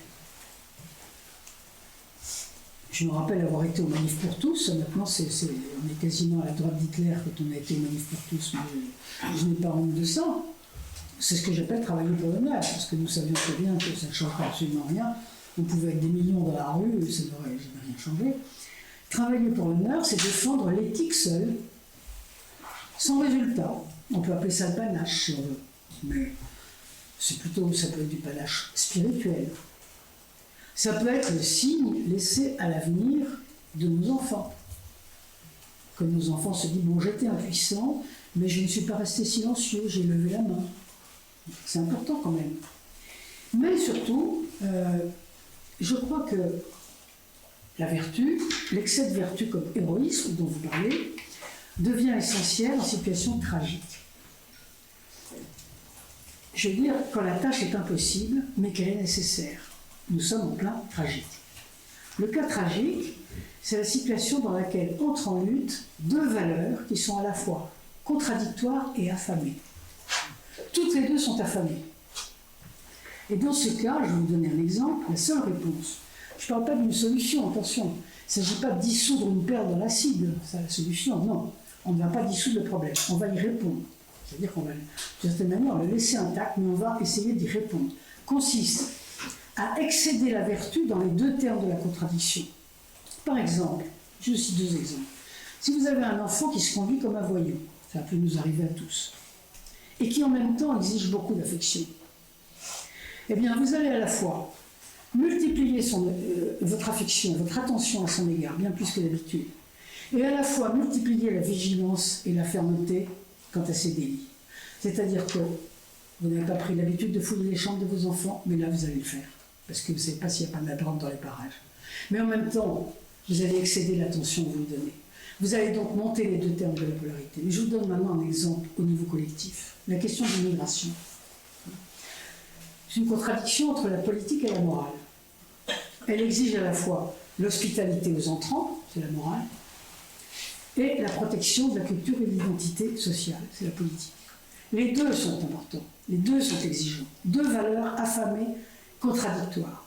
Autrement dit, on pourrait seulement y répondre en multipliant l'hospitalité aux entrants dans le besoin, pas seulement en balançant de l'argent par hélicoptère, mais la vraie hospitalité, personne à personne, il y a des gens qui le font. Hein. Et puis de l'autre côté, la protection de la culture et de l'identité de façon ferme, c'est-à-dire être ferme, voilà, ne pas laisser des bandits terroristes qui se baladent dans la nature parce que juste on n'a pas le courage de dire aux juges, aux policiers, peu importe. Autrement dit, on ne peut répondre à ce problème tragique-là, comme pour les autres, que par, ici, l'héroïsme de l'hospitalité, c'est-à-dire le dévouement pour l'intégration des arrivants, et l'héroïsme de la protection, la fermeté sans faille face aux illégaux ou aux délinquants. Alors, ça signifie quand même que dans un cas tragique, qui peut arriver aussi bien sur le plan personnel que sur le plan collectif, la vertu est essentielle, je pense. Alors, comme j'ai un petit peu de temps, il me semble que là, votre question touche la relation de la morale avec les autres sphères de la vie. Ce que mon maître Julien Freud appelait les essences, même si je pense que moi, il m'a choisi, enfin, en tout cas maintenant, il est devenu bizarre, parce que quand on parle d'essentialisme, ça veut dire le diable en personne. Enfin bon, je reprends ce mot, mettons-le entre guillemets si vous voulez, ou en italien. Qu'est-ce que c'est que les essences? Ce sont les réponses particulières, culturelles, à des questions universelles. Par exemple, la question universelle qui se pose depuis Cro-Magnon, qui se pose encore à nous, pourquoi dois-je mourir alors que je n'ai pas envie de mourir? La question est universelle, tous les hommes se la posent, depuis Cro-Magnon, dans toutes les cultures, etc. Les réponses sont culturelles, donc multiples. Ce sont des religions ou des spiritualités. La religion est une essence, ce que Julien Freud appelait une essence. Ou encore, autre question universelle, pourquoi le bien et le mal? C'est la question de Paul. Donc, cette question, elle est universelle, mais les réponses sont particulières, multiples. Réponse morale, etc. Ça peut être aussi bien la question économique. Pourquoi, devant moi, constamment la rareté, alors que j'ai tellement envie d'abondance? Question économique. Autre question, le beau et le laid, etc., c'est l'esthétique. Alors, la morale est une essence, l'économie en est une autre, la religion en est une autre. Ça veut dire ce qui nous est donné. Nous n'avons pas le choix de dire « Ah, il faut supprimer la morale ». Non, ça ne se supprime pas parce que la morale, chaque morale répond à des questions qui se posent à toute l'humanité, quelles que soient les cultures. Alors, il faut noter que la morale est peut-être la seule à imprégner toutes les autres essences. Elle imprègne la religion, elle imprègne l'économie, elle imprègne l'esthétique, etc. On n'imagine pas, par exemple, que la politique ou l'économie puissent se passer de morale. Ce serait terrifiant, d'ailleurs. Tandis que la morale, elle, ne fait pas de politique ni d'économie. Donc, les relations entre ce qu'on peut appeler les essences, entre guillemets, sont complexes. Et de même que tout acte, quelle que soit sa nature, même s'il est économique, scolaire, etc., doit faire part à la morale. De même, tout acte peut être héroïque, à quelques domaines qui appartiennent, qu'ils soient politiques, économiques ou autres. Par exemple, Cincinnatus est héroïque, Schindler est héroïque. Voilà. Les domaines de la vertu et du rendement économique ne sont pas vraiment séparés. Et dans ce cas-là, effectivement, la question que vous posez au début a du sens. Mais pourtant, est-ce qu'il est justifié de confier à la vertu des actes qui visent des résultats scientifiques?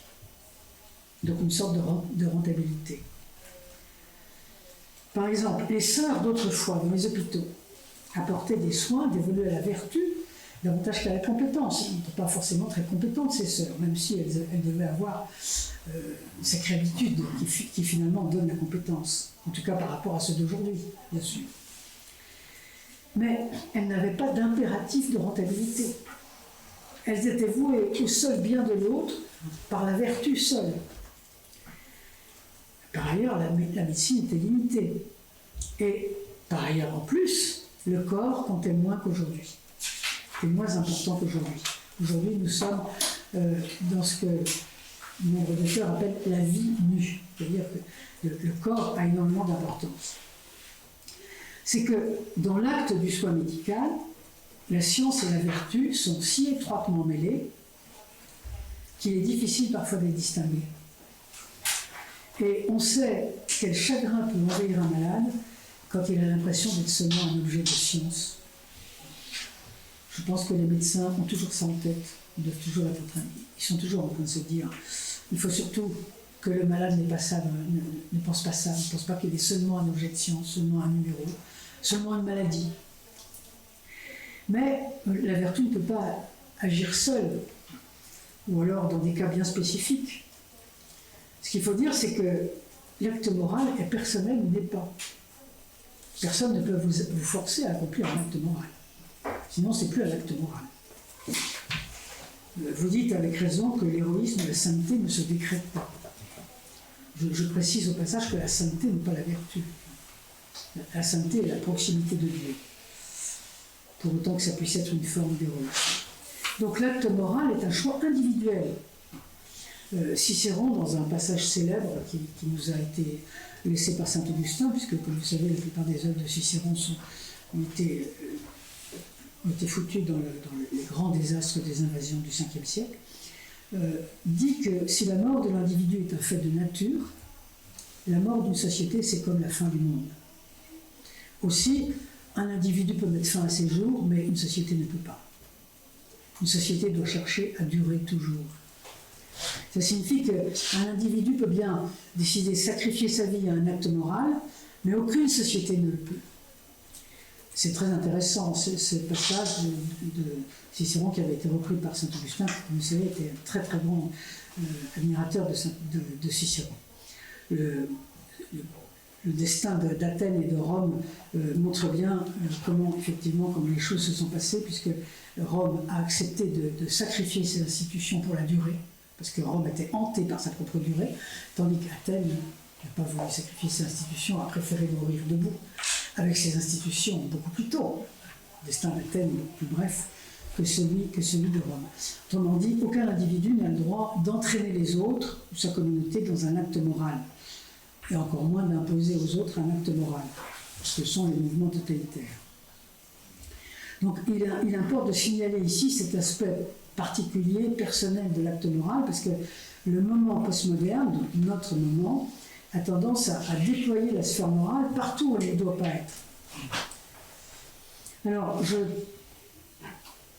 je terminerai en parlant de la question du monopole moral postmoderne. Nous sommes aujourd'hui dans un moment de monopole moral.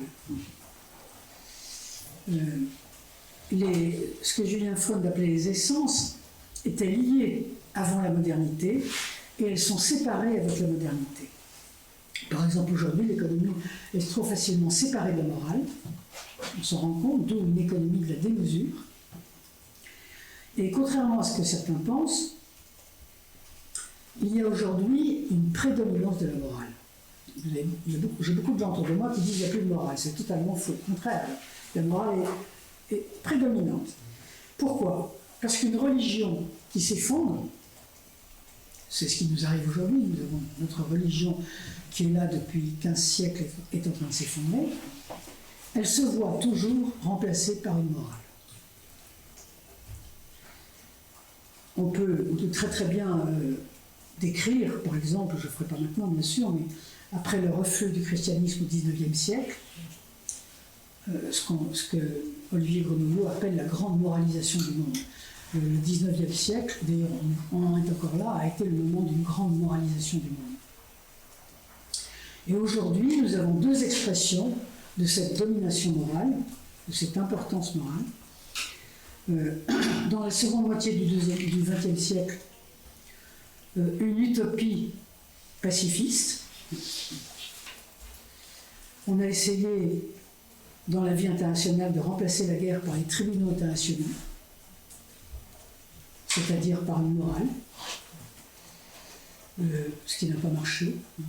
On le voit avec la guerre en Ukraine qui revient, la guerre qui revient partout, et même les Allemands, qui étaient les plus pacifistes d'entre nous, pour des raisons historiques compréhensibles, sont en train de se réarmer. Donc, ça ne marche pas véritablement, la domination de la morale. Et puis, une autre expression, c'est la fin de la chrétienté. L'Église minoritaire abandonne la maîtrise de la morale. Auparavant, la religion et la morale étaient entièrement liées. D'ailleurs, c'est pour ça qu'il n'y a pas de problème, par exemple, dans nos contrées, à interdire l'IVG, qui était une interdiction de la religion, qui était une interdiction morale dictée par la religion, et qui avait été reprise par l'État.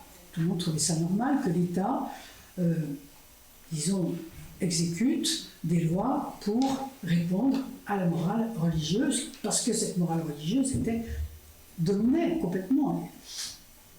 Aujourd'hui, c'est plus le cas. Vous avez une église qui est minoritaire et par conséquent qui abandonne la maîtrise de la morale.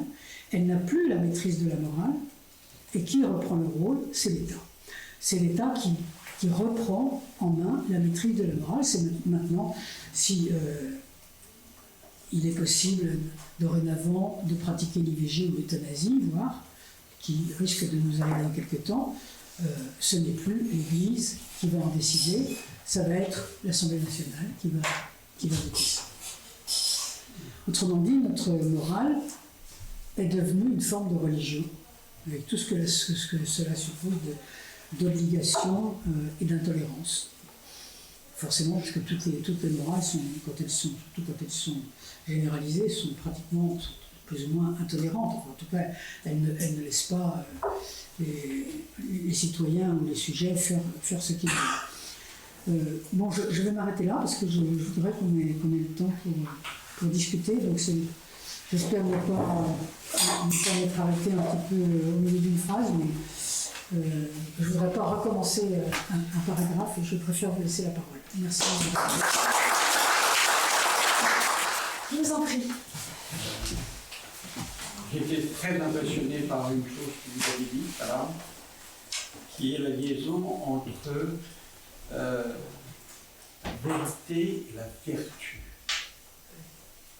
La vérité n'était pas au centre même de la vertu, de l'héroïsme, et le principal problème de notre société actuelle. J'ai besoin que vous précisiez, parce qu'on est dans deux domaines complètement différents. La vérité, c'est comme la connaissance, et la vertu, c'est la morale. Alors précisez-moi ce que vous voulez dire. La vertu, c'est la morale. Mais oui. Elle ne peut pas se passer de vérité. Si elle n'est pas vraie... Elle cherche le bien, elle ne cherche pas la vérité, elle cherche le bien. Oui, le bien c'est la vérité, c'est le bien. Ben non, c'est pas tout à fait pareil. Pour moi, la vérité, il ne peut pas y avoir morale s'il n'y a pas de vérité. Il ne peut pas y avoir d'héroïsme s'il n'y a pas de vérité. Il ne peut pas y avoir de conscience s'il n'y a pas de vérité. Il ne peut y avoir pas de vrai politique s'il n'y a pas de vérité. Dans un deuxième temps. Pardon ? Dans un deuxième temps. Pour moi, c'est au cœur de la chose. Mais voilà, je trouve ça très impressionnant. Pour moi, ça va devenir quelque chose de très impressionnant. La vertu, c'est-à-dire la sainteté. Non, pour moi, la vertu, c'est pas la sainteté, mais je suis peut-être un théologien, alors je vais faire gaffe. Oui, mais... Pour moi, la sainteté, c'est la proximité de Dieu. Mais oui, et Dieu. Que je vais me faire taire. Et Dieu est la vérité. Absolument pas. Ça va permettre de compléter. Voilà. Parce que je pense qu'on est dans deux discours un petit peu complémentaires. Et je pense que la sainteté est un témoignage de la vérité. Hein, c'est peut-être sur ce plan-là que vous cherchez à nous emmener. Effectivement, c'est pas forcément la vertu ou la vérité sont d'une certaine manière articulées. Hein, on ne peut pas les lier l'un de l'autre, mais je comprends bien le positionnement.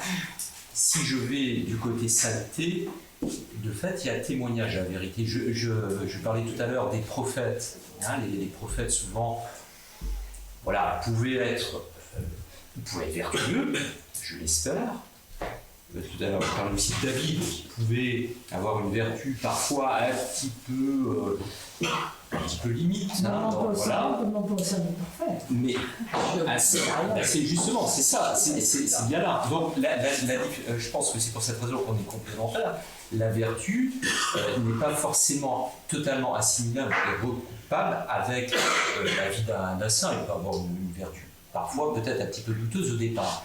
Mais par contre, il rend témoignage à la vérité, ce qui va lui permettre de sortir de lui-même et, en définitive, dans une institution ou face aux institutions, de dire une parole qu'il porte parfois difficilement, on pense à Jérémie ou autre, Et à ce moment-là, il y a ce fameux lien à la vérité. Mais c'est vrai que là, on est dans deux discours, dans deux niveaux de discours un petit peu différents. Alors, je ne sais pas si ça répond à votre... mais la vérité est évidemment essentielle. Certes. Nous la recherchons assidûment. Je vous en prie. Oui, dans votre introduction, vous avez dit qu'il faut penser la souffrance. Alors, penser, vous l'avez écrit avec un E, je pense. Alors, penser, c'est bien, mais derrière, s'il n'y a pas d'action, ça ne sert à rien. Donc moi, quand vous avez parlé de penser, moi, je l'aurais écrit avec un A.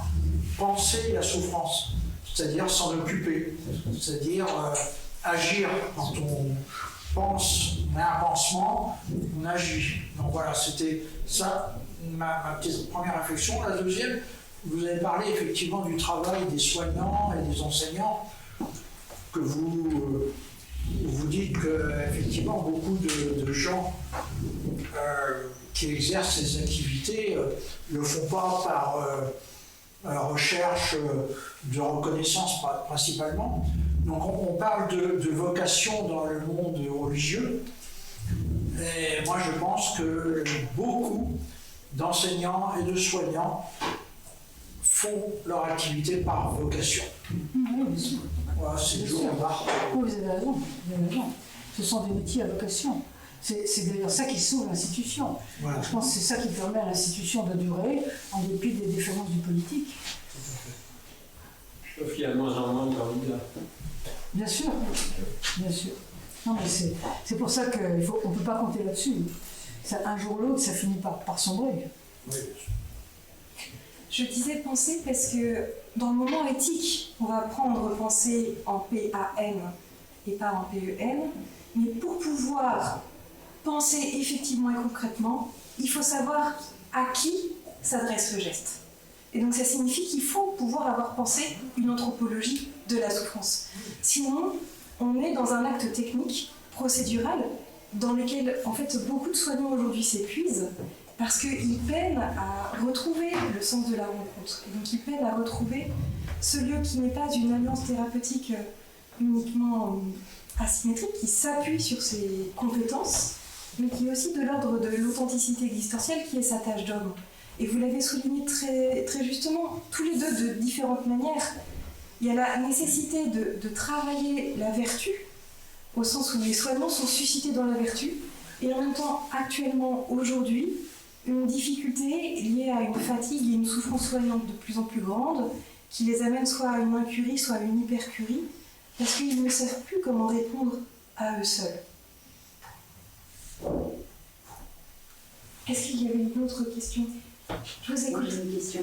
J'ai été étonnée, je pense que j'ai bien noté, l'Église abandonne la maîtrise de la morale, et du coup l'État reprend en main la maîtrise de la morale.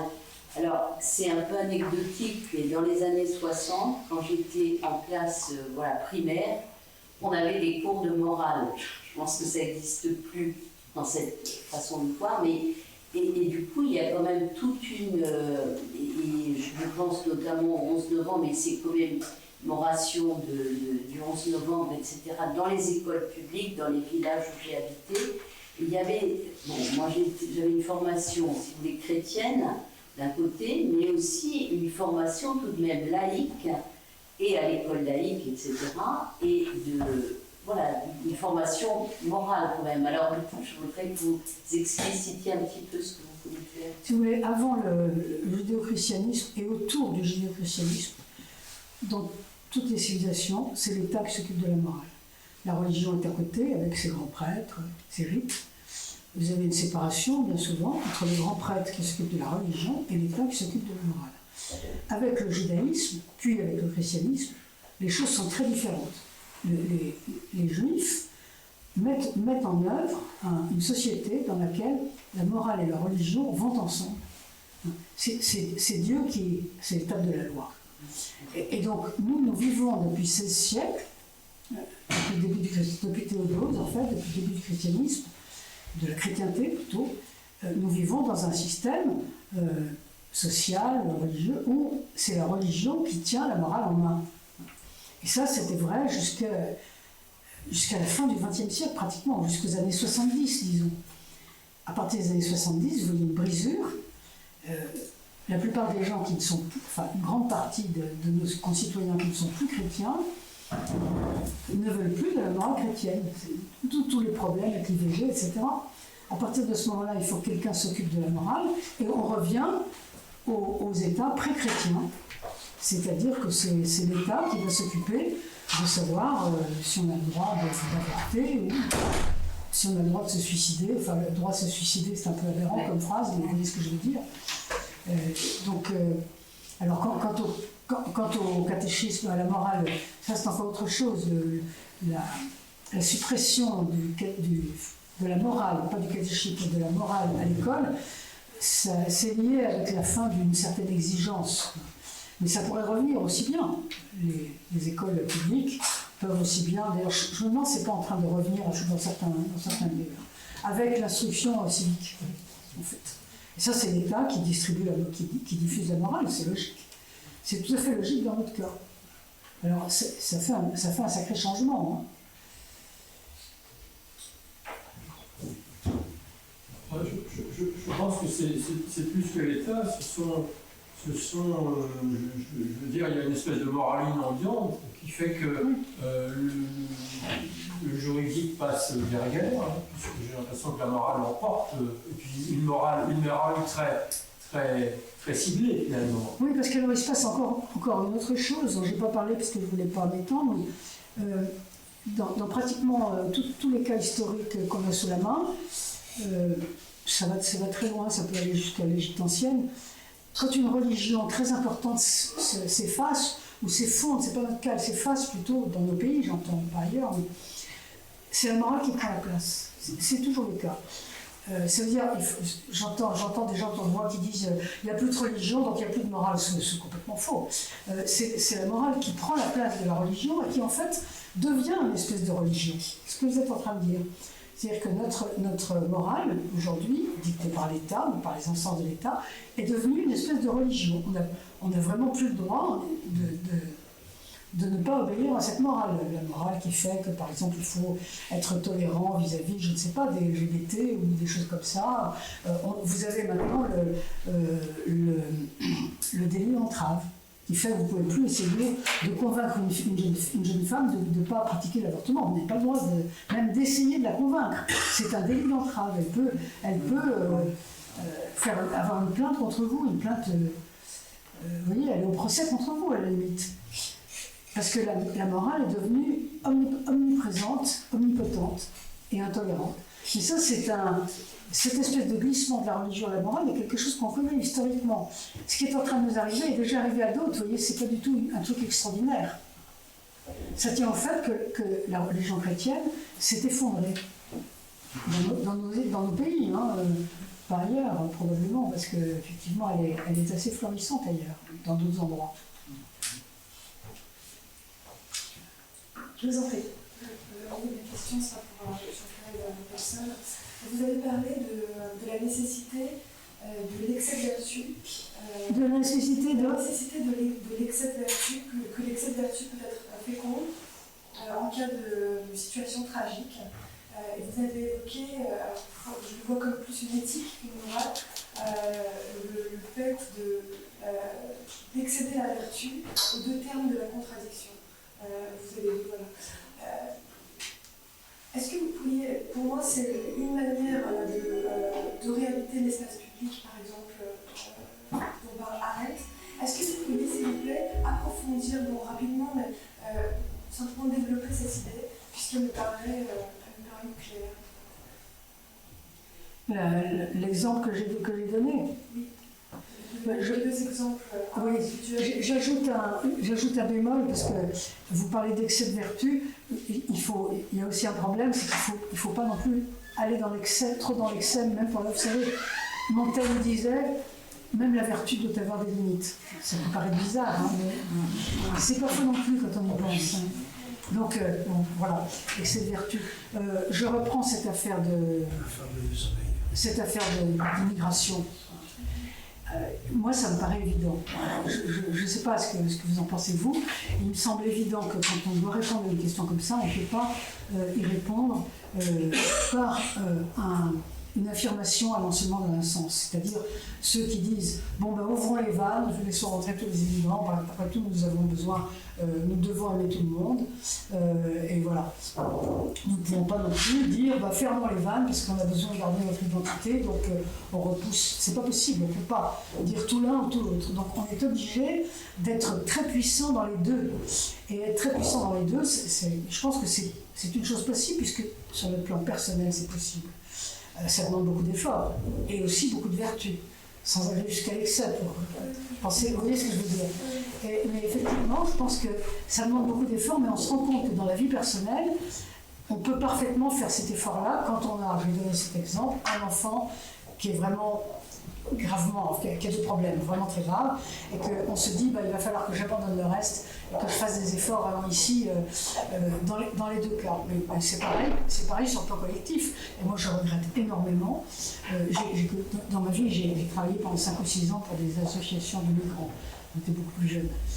Effectivement, on s'occupait, je sais pas, par exemple, de créer des colonies de vacances, où on faisait bien attention à ce qu'il n'y ait pas plus de 15% de migrants, de façon à ce que ce ne soient pas les enfants de souche, comme on dit maintenant, qui soient noyés dans la masse, parce que là c'est mauvais aussi. Donc tout était vraiment très très travaillé et on était sur le terrain tout le temps. Je pense que c'est des choses qui devraient, ça existe, hein, mais c'est des choses qui devraient être complètement protégées et aidées par le gouvernement. Au lieu de balancer de l'argent par hélicoptère pour que des enfants des banlieues, entre guillemets, puissent aller faire du ski dimanche, c'est pas du tout une solution. Et de l'autre côté, on peut très bien, si on veut, être ferme. Il n'y a qu'à regarder ce qui se passe en Suisse. La Suisse est quand même le pays où il y a le plus d'immigration par rapport à sa population. Et pourquoi est-ce que ça se passe bien? Parce que tout est décentralisé. On fait attention à ce qu'il n'y ait pas tous les Serbes dans un immeuble et tous les Maghrébins dans l'autre. On fait attention à ce que tout soit mélangé. On surveille énormément. On renvoie effectivement ceux qui ne veulent pas apprendre le français, etc. On est ferme. On peut être à la fois très charitable et très ferme. Simplement, il faut savoir qu'on se trouve dans une situation historique où on a besoin de déployer cette vertu magistrale de tous les côtés. Parce qu'on est dans une situation où, bon, il faut bien le dire, on a eu un empire conquête. Je dis l'Occident, on a eu un empire conquête. On a conquis pratiquement la totalité du monde, enfin une grande partie en tout cas. Et maintenant, on en est au deuxième stade, le stade de l'empire refuge. Alors, on l'a déjà vu au moment de l'empire romain. Lorsque l'empire conquête se rétrécit, les gens qui étaient autrefois dans le pays colonisé viennent se réfugier dans l'empire qui devient un empire refuge. On en est là. Il faut vivre ça correctement. Et je pense qu'on ne peut le vivre qu'avec des surcroîts de vertu partout. Je ne sais pas ce que vous en pensez. Je trouve que c'est une solution imprévisible. Une réponse, pas une solution. Puisque ça n'absorbe rien le problème, en fait, ça laisse le problème tout en répondant. Je pense que nos gouvernants pourraient faire ça s'ils le voulaient, mais ils s'intéressent tellement plus à la communication, à la parole. La question c'était est-ce que c'est faisable, est-ce que c'est souhaitable, mais est-ce qu'aujourd'hui on peut faire ça au niveau politique? La Suisse le fait. Vous avez des pays qui le font, les Scandinaves le font. Donc c'est possible. Seulement la France est un pays qui dit toujours mais oui, mon système est merveilleux, c'est les autres qui doivent prendre exemple sur moi, moi je n'ai même pas besoin de les connaître, moi je suis génial. Donc on ne peut pas prendre exemple sur les autres. On a le temps d'une dernière question rapide si vous le souhaitez. Il n'y aura aucun regret. Alors.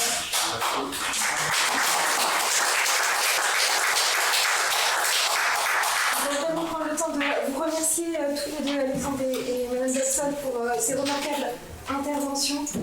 Je soulignerai 2 choses. Se rendre compte que nous sommes en temps tragique qui nous oblige à effectuer des tâches impossibles mais nécessaires. C'est peut-être là l'endroit où aujourd'hui les soignants sont le plus suscités dans leurs responsabilités. Et il me semble que Claire Fourcade, quand elle raconte les soins palliatifs et qu'elle ne cesse de répéter que les soins palliatifs sont des soins subversifs, c'est exactement là où elle se situe. Et donc, voilà, faire le lien entre la pratique du geste du soin et redire à quel point à chaque fois il se confronte aux tragiques tâches impossibles et nécessaires, particulièrement face à la souffrance d'autrui. Et peut-être la deuxième chose qui m'interpelle beaucoup en ce moment, c'est le fait que vous avez dit, et je pense que la théologie est d'accord, que nous ne pouvons pas produire notre bonheur. Et que de plus en plus, nous ne pouvons produire que du bien-être.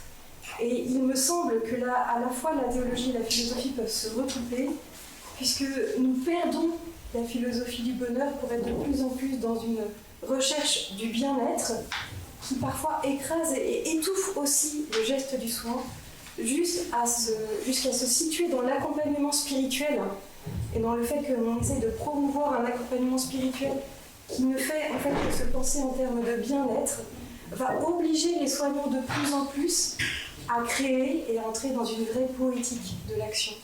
Et c'est vraiment, c'est ce que l'on souhaite travailler ici. Et je vous donne rendez-vous le 15 décembre pour poursuivre sur que peut dire le politique face à la souffrance.